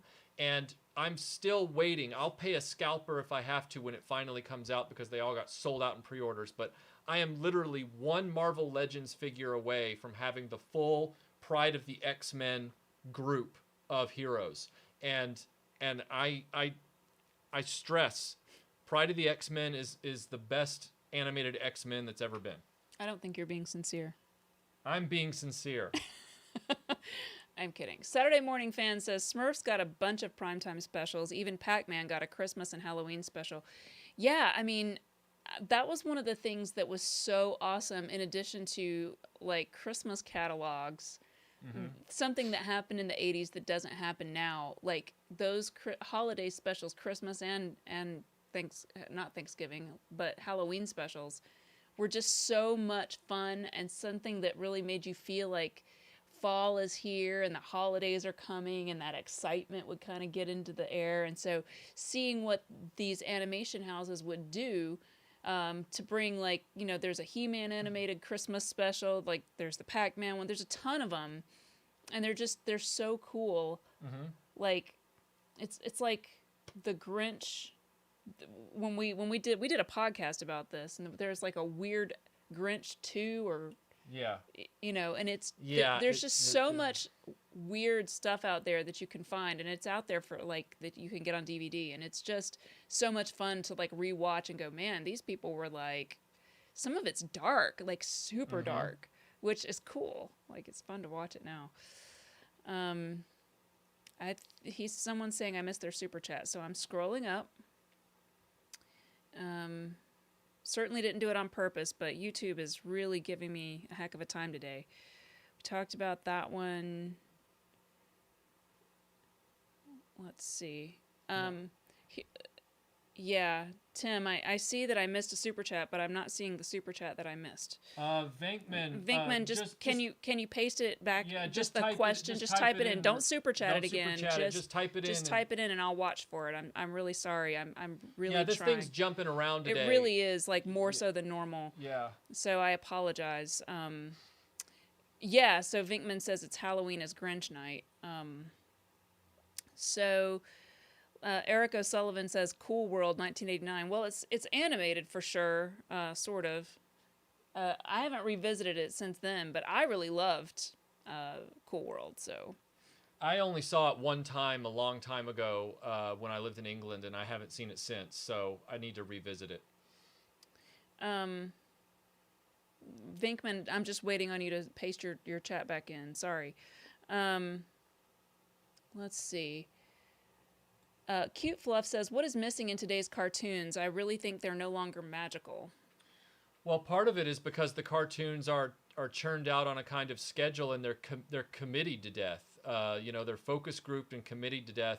and they don't commit to the momentum of any of these cartoons. So even if a cartoon is doing really well, it doesn't keep going. They have like a planned obsolescence for these shows.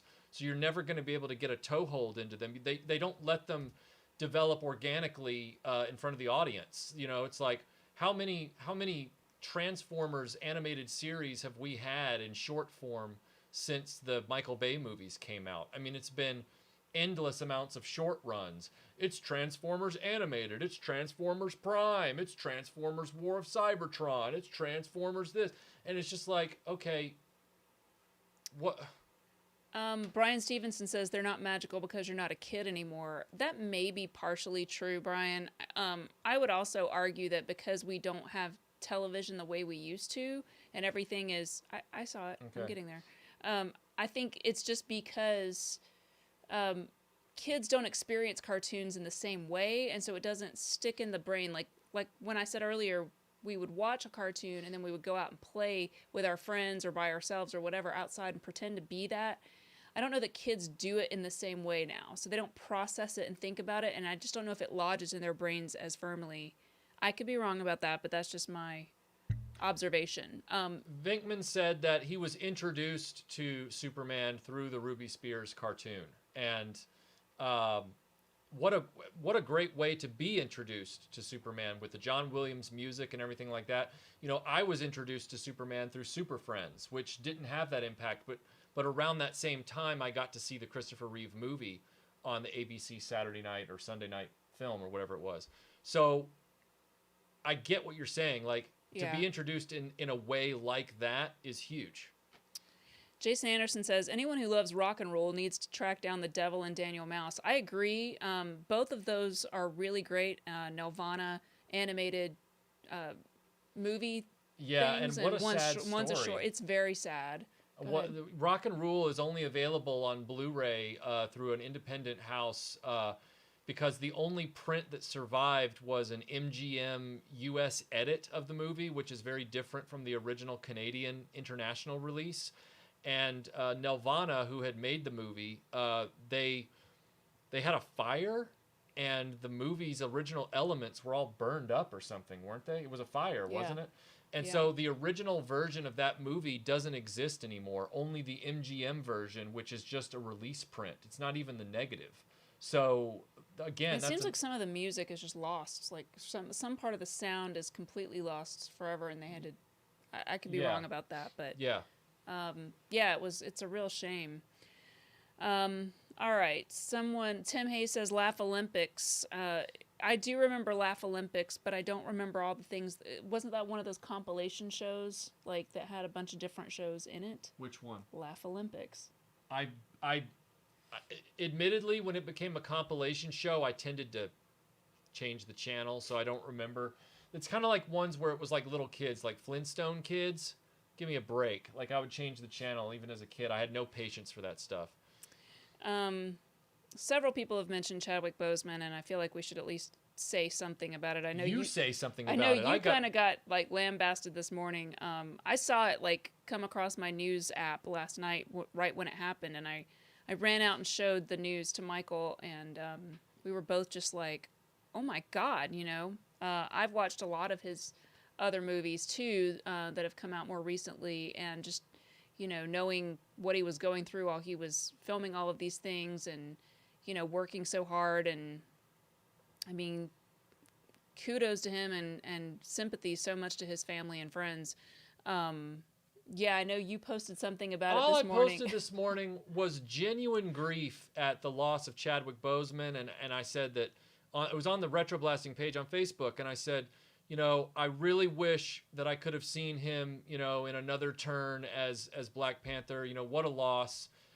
And people, not everybody, but a few very loud, angry individuals lit me up for that. Like, I think they were like offended somehow that you were saying you wish you could have seen him do another movie instead of saying, "I'm sorry for the loss of this human being." But I was saying that. No, I know. I think that you can, an actor, clearly his work, meaning his acting and his performances, really meant a lot to him, and that's evidenced by the fact that he continued to be in movies knowing what he was going through and trying to get these movies done so that they would be there, like Yeah. representing his life long after he's gone. Because I mean, I'm sure on some level he had to know that it's possible he might not make it through, and so clearly it mattered to him as Right. well. And so respecting and honoring his work, I don't see how that can possibly be seen as anything other than I couldn't either, respectful but of boy, him. people are like, you're selfish. And I'm just like, you know what? I'm done giving tributes on retroblasting to celebrities, not because I have a problem with the celebrities. It's because the mob just will not, Yeah. take things in the spirit in which they're given. I have nothing negative to say about Chadwick Boseman. Of course not. Nothing. Of course not. So moving on from that very sad news, Tunnel Rat says Paw Paw Bears. Also, what did you think about the real Ghostbusters and some of the episodes that put a real scare into kids? Paw Paw Bears are the bears that are sort of Native American, right? And they don't. I don't remember Paw Paw Bears. I'm pretty sure that that's correct, and I don't know how well that ages. It's probably in the group of things that don't age super great. I honestly cannot remember Paw Paw Bears. I didn't watch it a lot, but I feel like I did watch it some, and there's like if I'm right, you guys can yell at me, but I think there's like a little Pocahontas bear. It's just a little bit, I don't know. But in terms of Ghostbusters, yeah, there were a number of episodes that were quite scary. Like Brian mentions the boogeyman, and I know you've talked about that character being very scary in the real Ghostbusters. So. Yeah. Oh, yeah. The boogeyman in Ghostbusters, real Ghostbusters, is one of the scariest things in children's animation that's ever been, ever. It's right up there with Garfield Halloween. I mean, it's just. Whew. Yeah.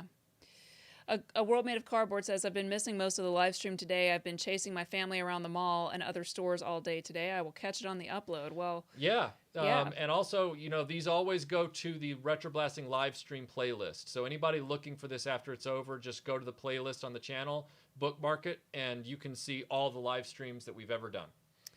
MMA Panda says, Kylie is hiding behind Michael's burgundy shirt. Yeah. It's a great shirt. It's a great really shirt. Lovely. It's one of my new Kylie shirts. And yes, Galaxy High is right there on the table. Somebody mentioned it's surprisingly good. That's the Chris Columbus one, right? Yeah, John, Galaxy High is right there standing up. It's right there on the left side of the screen. Yeah, I remember it's the one with the super auto-tuned intro song.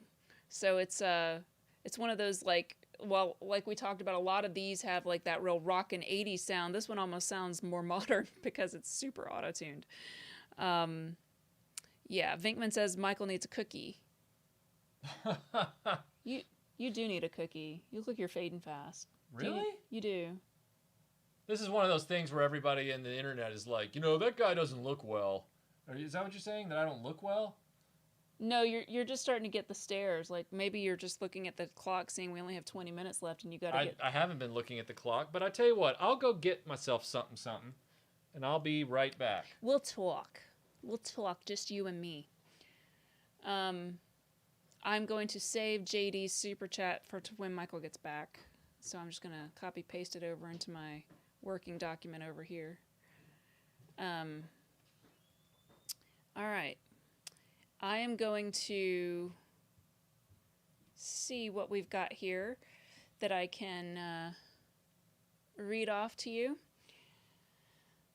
Let's see. I've already answered the Smurfs thing. Which cartoon? Tom says, which series do you think are ready for live action? I think we answered this, but yeah. So let me keep going. Darnella says, can you guys do a Karate Kid review cartoon, like part 1 and the toy review part 2, just like Rambo the Force of Freedom? Yeah, I mean, that's definitely something that we would be into doing. It's interesting the way that cartoon is completely different, much like Rambo is completely different from the movie or movies. with all of its globe trotting. Instead of being about tournaments, it's more like they're going around the world looking for this shrine. So that just would mean we would have to sit down and actually watch the Karate Kid cartoon in its entirety, although I believe we have it, right? We do have it. We have the entire Karate Kid cartoon. Okay, so let me go back up and do the super chat that I wanted you to be able to read. Okay. JD1989 says, the first 78 episodes of The Real Ghostbusters is excellent. The last 62 episodes with Dave Coulier as Venkman, ugh. I agree. I like the ones with Lorenzo Music as Peter Venkman. Everything else is just a misfire. Those look really good. What happened to these? I don't know. Oh, and I don't want to hear anybody complaining that I'm eating on camera after everyone says I look like I'm fading. I think they just wanted you to get up so they could drink. Fine. And I was just facilitating it. Jason says, time for a Tim Tam Slam. Yeah, but some of these Tim Tams look like they were slammed. They kind of look really weird. I don't think I'd eat that. Eat this one instead. It looks fine. Wes says, how dare Michael say Transformers Prime was short form, 3 seasons and a movie, short form. But again, my point wasn't that it was short. My point was that it's forgettable and we don't know anything about these shows. That's my point. I'm not saying that. I'm saying that, like, you can't latch on to any of them anymore. And plus, with Transformers, they keep cranking out version after version, so the specialness goes away. Samantha says she's now looking for Tim Tams on Amazon. That's legit, man. Mm-hmm. Do it. Ryan says, is that a legit Muppet Babies release or a bootleg? It's a bootleg because you will never, as far as I know, you're never going to get a real... Yeah. We talked about it a little earlier, but... Yes, George, this is the packet you sent me, and they are awesome. Except these last 2. Don't know what happened there. Must have been a temperature thing. I think they melted. Yeah, they melted, and then I wouldn't eat them. Nope. Really? Why? They don't look right. They have Okay. little lumps on them. They look like they have pony cancer. Wow. Yeah, Tim Tams are sold in Kroger. Awesome one. That's true. All right. Beta Ray Bob says, which Kylie album is featured on your shirt, Michael? This would be from, I believe, the Fever era, which was 2002. So yeah, this is from her 2002 Fever album. Most of the shirts that I have actually are from her 1990 to 1992 period, although I do have a few special ones like the one where she's a Jedi and a few others that are more modern after the Fever era, but this is a Fever era shirt. My first Fever era shirt. And it won't be my last. Let's see. Andy Land says, West Coast often got screwed with Saturday morning cartoons because they would cut off some of them to broadcast East Coast college football games. Oh, man. That sucks. Okay. Bjorn says, what is the worst cartoon to get a toy line? Ooh, that's a good question. The Love Boat. Oh, well, but were they related? Was the Love Boat figure line based on the show? Yeah. And then the cartoon Was came there a after cartoon that? for the Love Boat? Mm-hmm. I think so. No, maybe there wasn't. Maybe we're getting that confused. I just think that's a dumb toy line, and I hate it because it prevented Thundar from getting toys. It prevented Thundar from getting toys, and Laverne and Shirley prevented Thundar from Yeah, I hate all of them. I'm going to say, let me look around here. The dumbest cartoon to get a toy line. The Barca Loungers, the Sky, what's it called? The people riding on the chairs through the zip liner? Oh, Sky Commanders? Yeah. Sky Commanders was an interesting toy concept that should never have had a cartoon. So it's the other way. Yeah, I'm thinking of like, like Boglins or something like that, where the toy was really cool, but it's like, why do you need a show? Or I know there's other examples. I'm just not thinking of them right now. That's okay. It'll pop into your brain at like 3 a.m. Like Mad Balls. Yeah, that's good. Roger says, RetroBlasting question, how were Disney Channel, Nickelodeon, and PBS different in the 80s versus today? Any personal memories? Well, I just remember that there was more variety on there, and the Disney Channel especially was totally fine back then in the 80s with playing movies that were like 25 years old, because back then we all just liked watching stuff. Like, not that we were non-discerning, we were more discerning. We saw value in just seeing things we'd never seen before. Nowadays, it's very rare for cable shows to even play anything from the last 5-6 years. And I don't really know if there's a lot of stuff like, there's never going to be another Mr. Rogers. But, I remember Mr. Rogers, the electric company, when you're talking about PBS, and those more educational, wholesome type shows, they may have shows like that now on kids' PBS type things, but I don't really know what that is because I don't have kids, so I'm not. If I watch PBS, I'm watching This Old House or some sort of documentary about, the ancient world. So it's hard for me to compare. I never watched the Disney Channel because I was never a big Disney fan. But Nickelodeon I watched a lot of in the early 90s and even the late 80s. So like things like You Can't Do That on Television. But I don't remember a lot about cartoons being on Nickelodeon so much as their live action stuff. So I guess I'm a bad person to... Sorry, Wicked Person said he was wondering if there was any Galoob Black Star stuff going on. So there you go.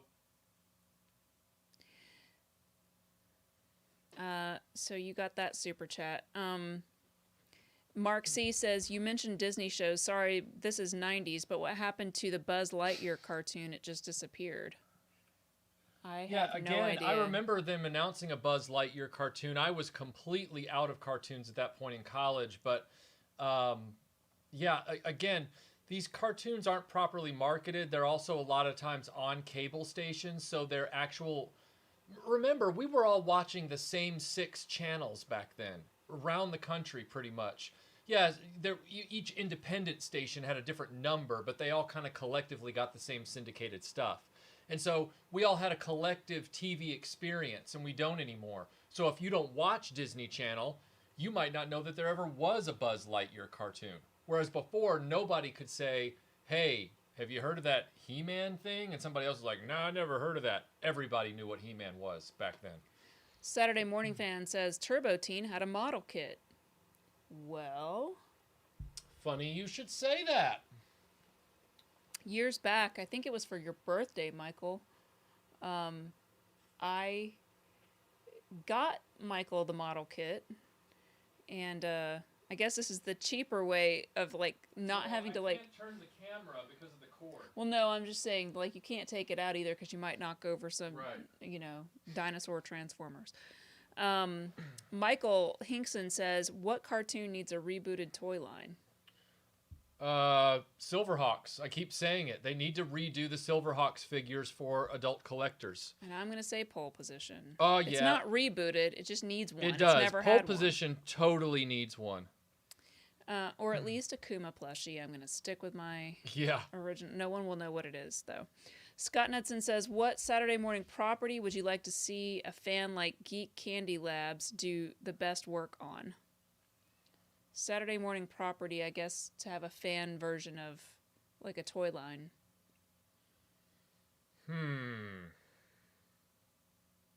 Is it cheating if I say Pole Position again? No. Pole Position needs one. Thundar needs a better toy line. I feel like Thundar could have some, make some of the villains. Yeah.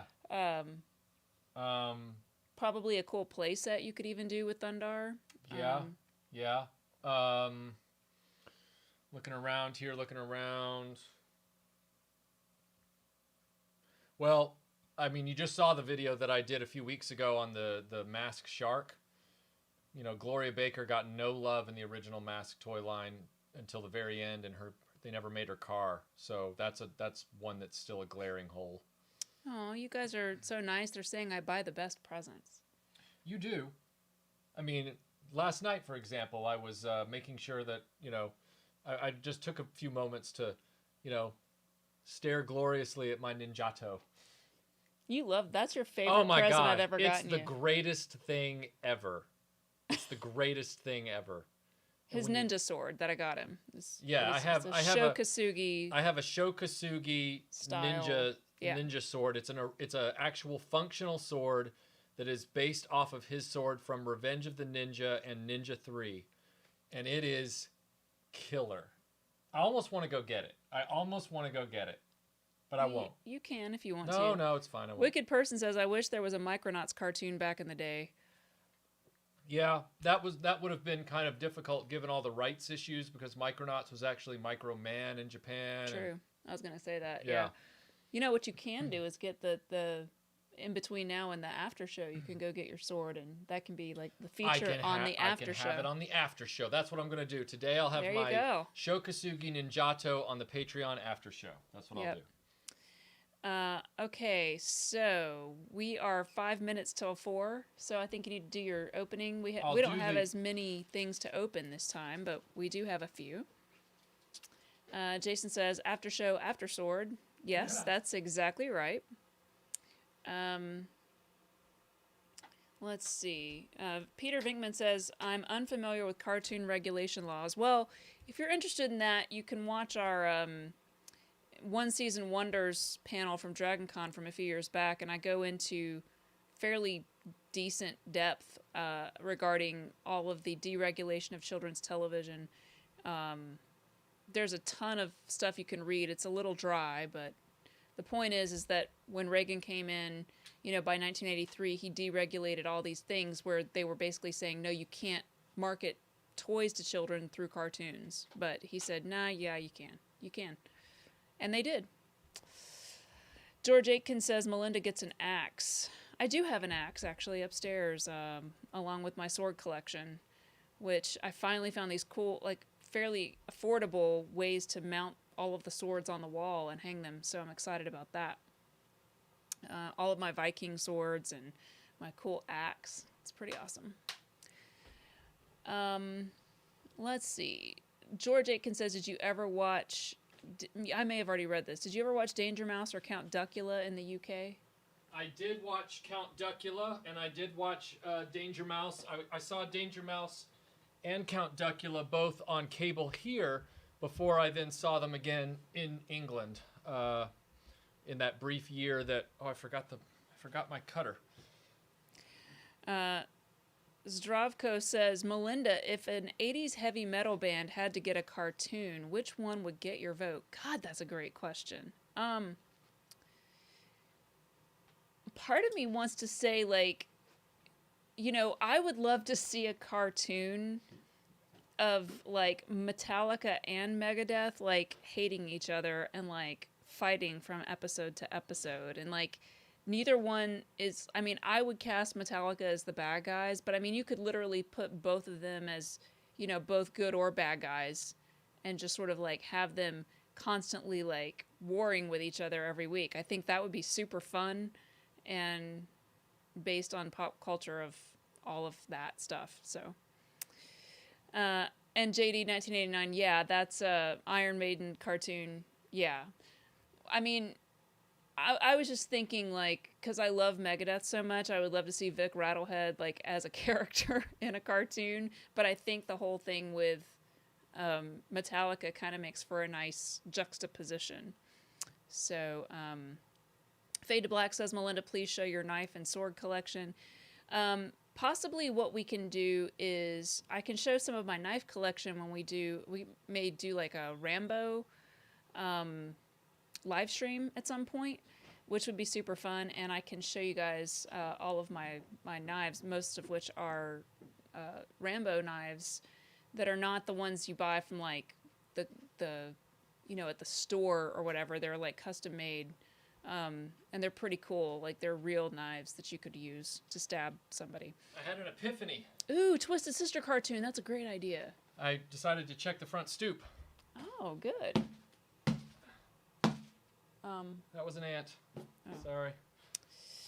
All right. Tong Bro says knives or daggers. I have both, but these are knives. These are full Rambo knives that are, obviously they get ridiculously, when you get to the Hibben, Rambo 3 knife, it's ridiculously long. And all right, so this first one is from Jody.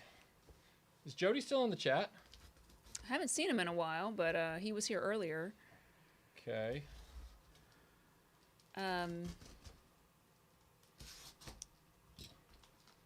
Let's see. Do you remember Mush, but like Mash, but with the... What? Oh, I opened it up backwards. What does it say? And here's your beloved dream car to own someday. No way! Yes! I'm glad he knows what it is.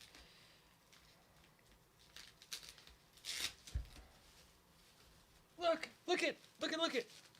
I know what it is already. If you're saying it's the Aston Martin, right? It's the Living Daylights Aston Well, Martin. that's what I meant. Driven by Timothy Dalton. Show it to them. I've had a few optional extras installed. Who is this from again? From Jody. Good job, Jody. Da, da, da, da, da, da. Mark C says best 80s cartoon without a really proper toy line, Spiral Zone. Yeah, I think that's true. They do have some toys. They're very expensive. Also, Spiral Zone does not have a proper DVD set, just like Bionic 6. That's true. And I know you're saying a proper toy line, so I see what you're saying. You're correct, Mark. I really love Spiral Zone. I never heard of it back in the day. Found out about it more recently, but it is very creepy and weird, and I love it. Andy Thompson says, hello, everybody. Hello, Andy. Thanks for joining us. This is from Keith. I believe Keith Holmesley.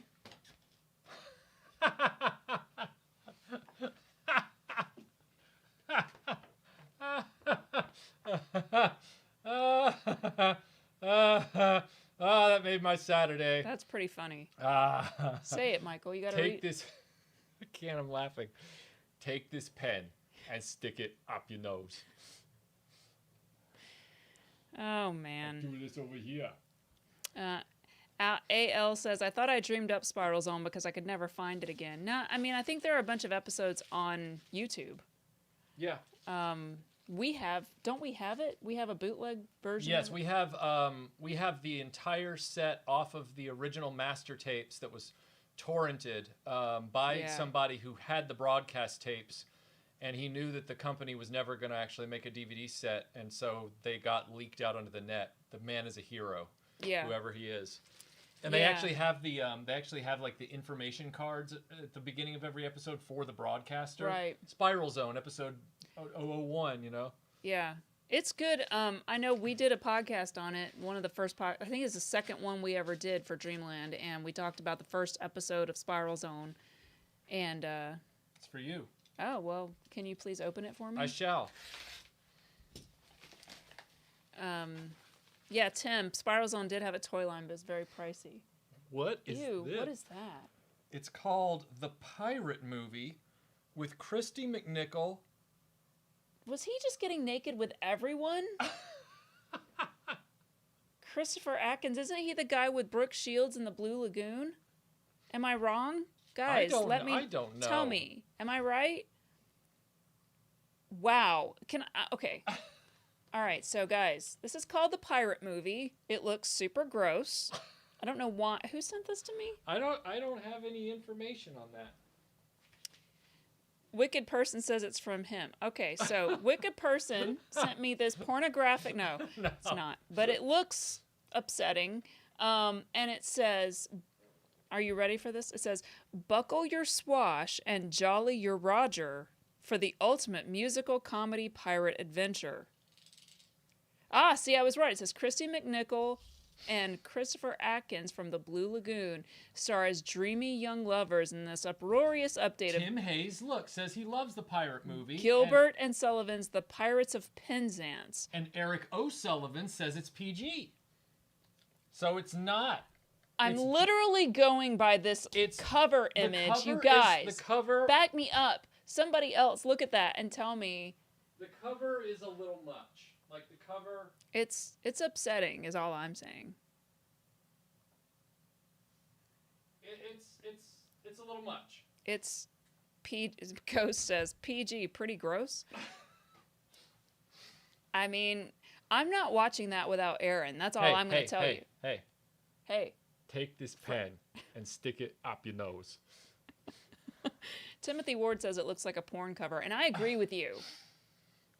Musical or not. So, but I will definitely force Aaron to watch that because it looks terrifying. And the fact that it's a musical will make it even more. Oh, wow! We got the TV series with Simon Pegg, I believe. Yeah, Spaced. Wow, thank you so much. The complete series from the BBC. Their sci-fi comedy. Never heard of it. Oh, I can't wait to watch this. Thank you so much. That's awesome. Thank you. Who sent that? I'm sure it was Wicked. I bet you Wicked sent it a long time. Who sent that? Yell it out in the chat. Wicked Person says that the pirate movie aired in repeats at the same time as Xanadu. That doesn't surprise me. That doesn't surprise me either. It's a horrible double feature. Well, sorry, George. The reason I said BBC is because on the side of the DVD it says BBC Video, so I got thrown off.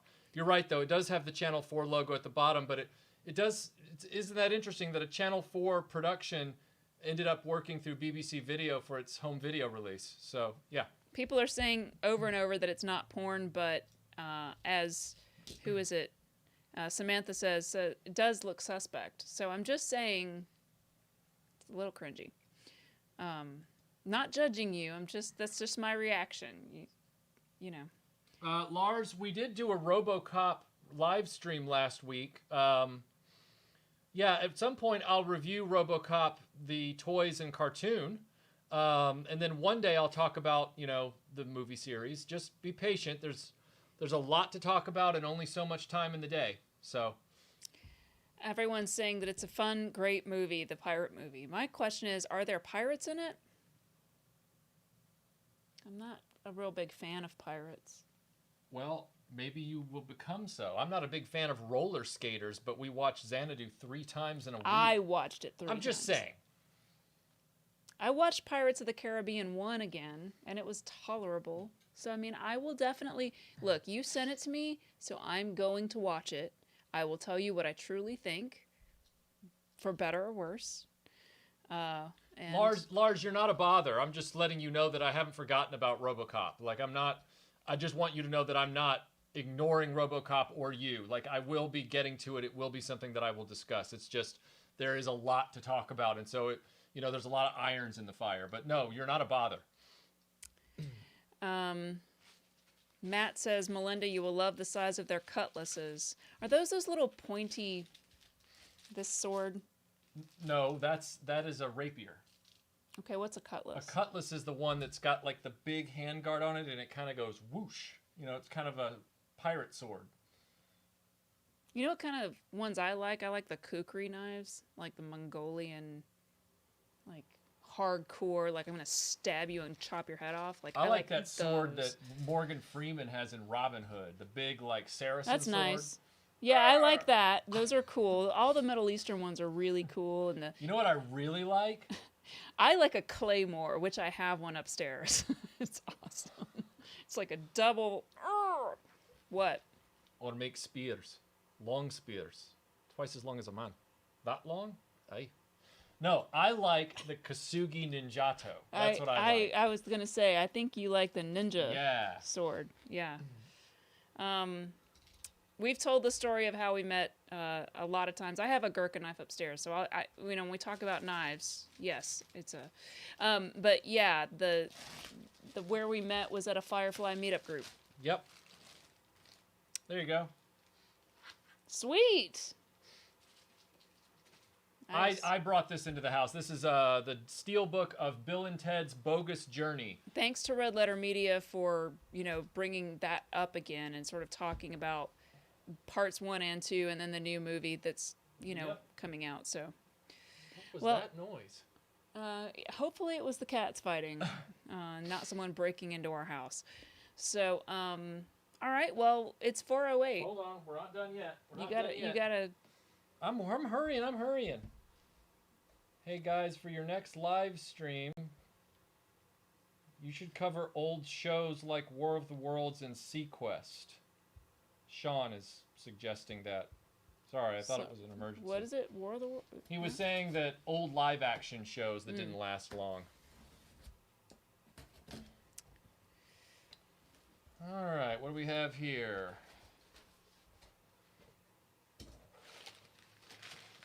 Oh, it's my... Okay. I ordered a few things for an eventual video, so... it's Penny from Inspector Gadget from the 1992 Tiger line. All right. Mark C says the pirate movie does have a song in it called "Give Me a Happy Ending." Just more evidence to my point. That doesn't help. It helps me.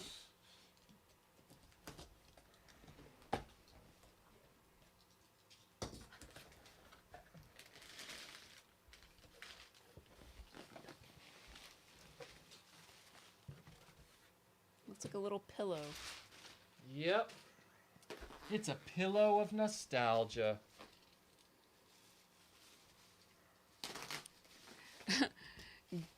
Gear laden lad. I know I'm not saying that right. He says the Pirates movie is rated R. That's a Melinda joke right there. Even though I hate the pirate thing, I think it's just because like actual pirates are so objectionable that I don't understand how they're made into heroes. Well, you like Jack Sparrow. Yeah. I still find it weird, like, I don't know. I just recently listened again to the dollop that's about pirates and Blackbeard and Bluebeard and all of that, and it's just All it's the challenging. beards. It's challenging, for sure. It is. What is that? It's the Inspector Gadget mobile.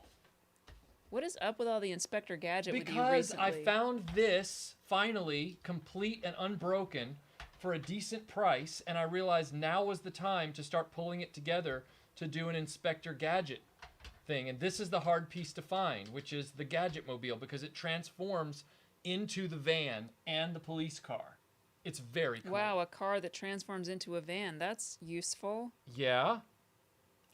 You never have to give up your sports car once you have your first few kids, because you've got them both in one car. Well, we never gave them up anyway. Well, I know. I'm talking about people in the general sense. So Inspector Gadget's got like a gaggle of children? No, but I guess he has the one, right? He's got his niece Penny. Ugh.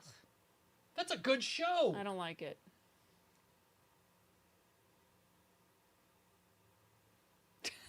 Gadget mobile. That looks cool, though. It's very cool.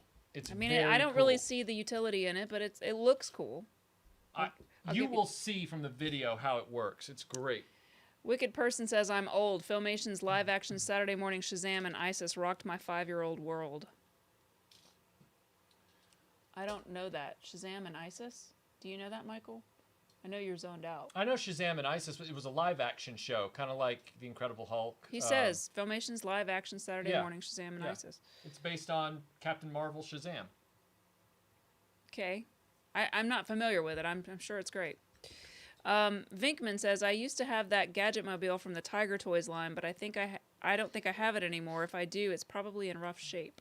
Yeah, that's the same one, and that's the one I needed to start down the pathway to being able to do a video about Inspector Gadget. My favorite knife from world history. God, that is a hard question, man. Just from looks, I really do like the kukri knife. Like it's a really cool design. Mine is kind of beaten up and whatever, but it just feels badass. Jody says the Popey Bondi Gadget mobile transforms as well, but it goes for big bucks. Yes, the Popey Bondi one is very cool, but it is a standalone toy, and there is one on eBay right now for like $2,000, which, because I'm an action figure, vehicles, and playsets kind of guy, I'm so glad that toy is not within my area of interest. Yeah. You know? Are those underwater goggles to like No. Oh my god. Just wait. I did this for a reason. So after I received the very kind donation from Harold last week of the Galaxy Rangers, he had challenged me to start finding the rest of the characters. And I realized that in order to do that, part of what I would have to do is complete the characters that I had. Good luck with that. Did it really? The Ziploc thing just totally broke off of that. So what I decided to do was find the trick, of course, is going to be getting Nico, because Nico doesn't exist. But I have a plan, and there's going to be a video series about it. But in the meantime, one of the characters, see, I've already got a hat for Nico. But you already have Nico. No, I don't have Nico. That's not Nico. That's Doc Hartford. Nico's the girl. Oh, sorry. Oh, I see what you're saying. Right. So I have Shane here, but oftentimes Shane didn't come with both of his guns, oddly enough. And so what I thought I would do, if this is... Don't break it on camera. I'm not going to break it on camera. It looks like it might be glued on a little bit. If you're going to break it off camera. Might be glued. Don't know. But what I'm going to do is take this holster, without hurting the figure, and move it over to this missing holster side, and then also provide him with this gun, and then I'm going to use this hat with my Nico project. So there you go. Wicked Person says, best singable cartoon theme song. Michael, Melinda. I'm going to be really evil and say it's the Smurf song. So you guys go ahead and start singing that. And you'll be singing it for 4 days straight because it gets stuck in your head and you can't get it out. And you don't even need to know the words. And it won't even run down your battery. It's super singable by almost anyone. And you don't have to quit your day job. Matt Ludi says, Melinda, do you realize how many times I've listened to the Highwaymen song since your Dreamland episode? Well, it's a great song. I mean, it's one of those that was stuck in my head for like 3 weeks, and I finally just got it out of there, and I can't think about it anymore. What is your most singable cartoon theme song, Michael? Galaxy Rangers is up there. Singable? They're the Galaxy Rangers. Heroes in disguise, no guts, no glory. Yeah. Yeah, that's true. I like Wheeled Warriors. I like He-Man because there's only one lyric. He-Man. Filmmaker says, Melinda, you should really watch the He-Man. History Channel show Forged in Fire. They compete to make knives. I've seen it. It's good. He-Man. Okay, I get it. I'm playing the music in my head, and then I'm saying He-Man at the right moments, but you can't hear the music because it's in my head.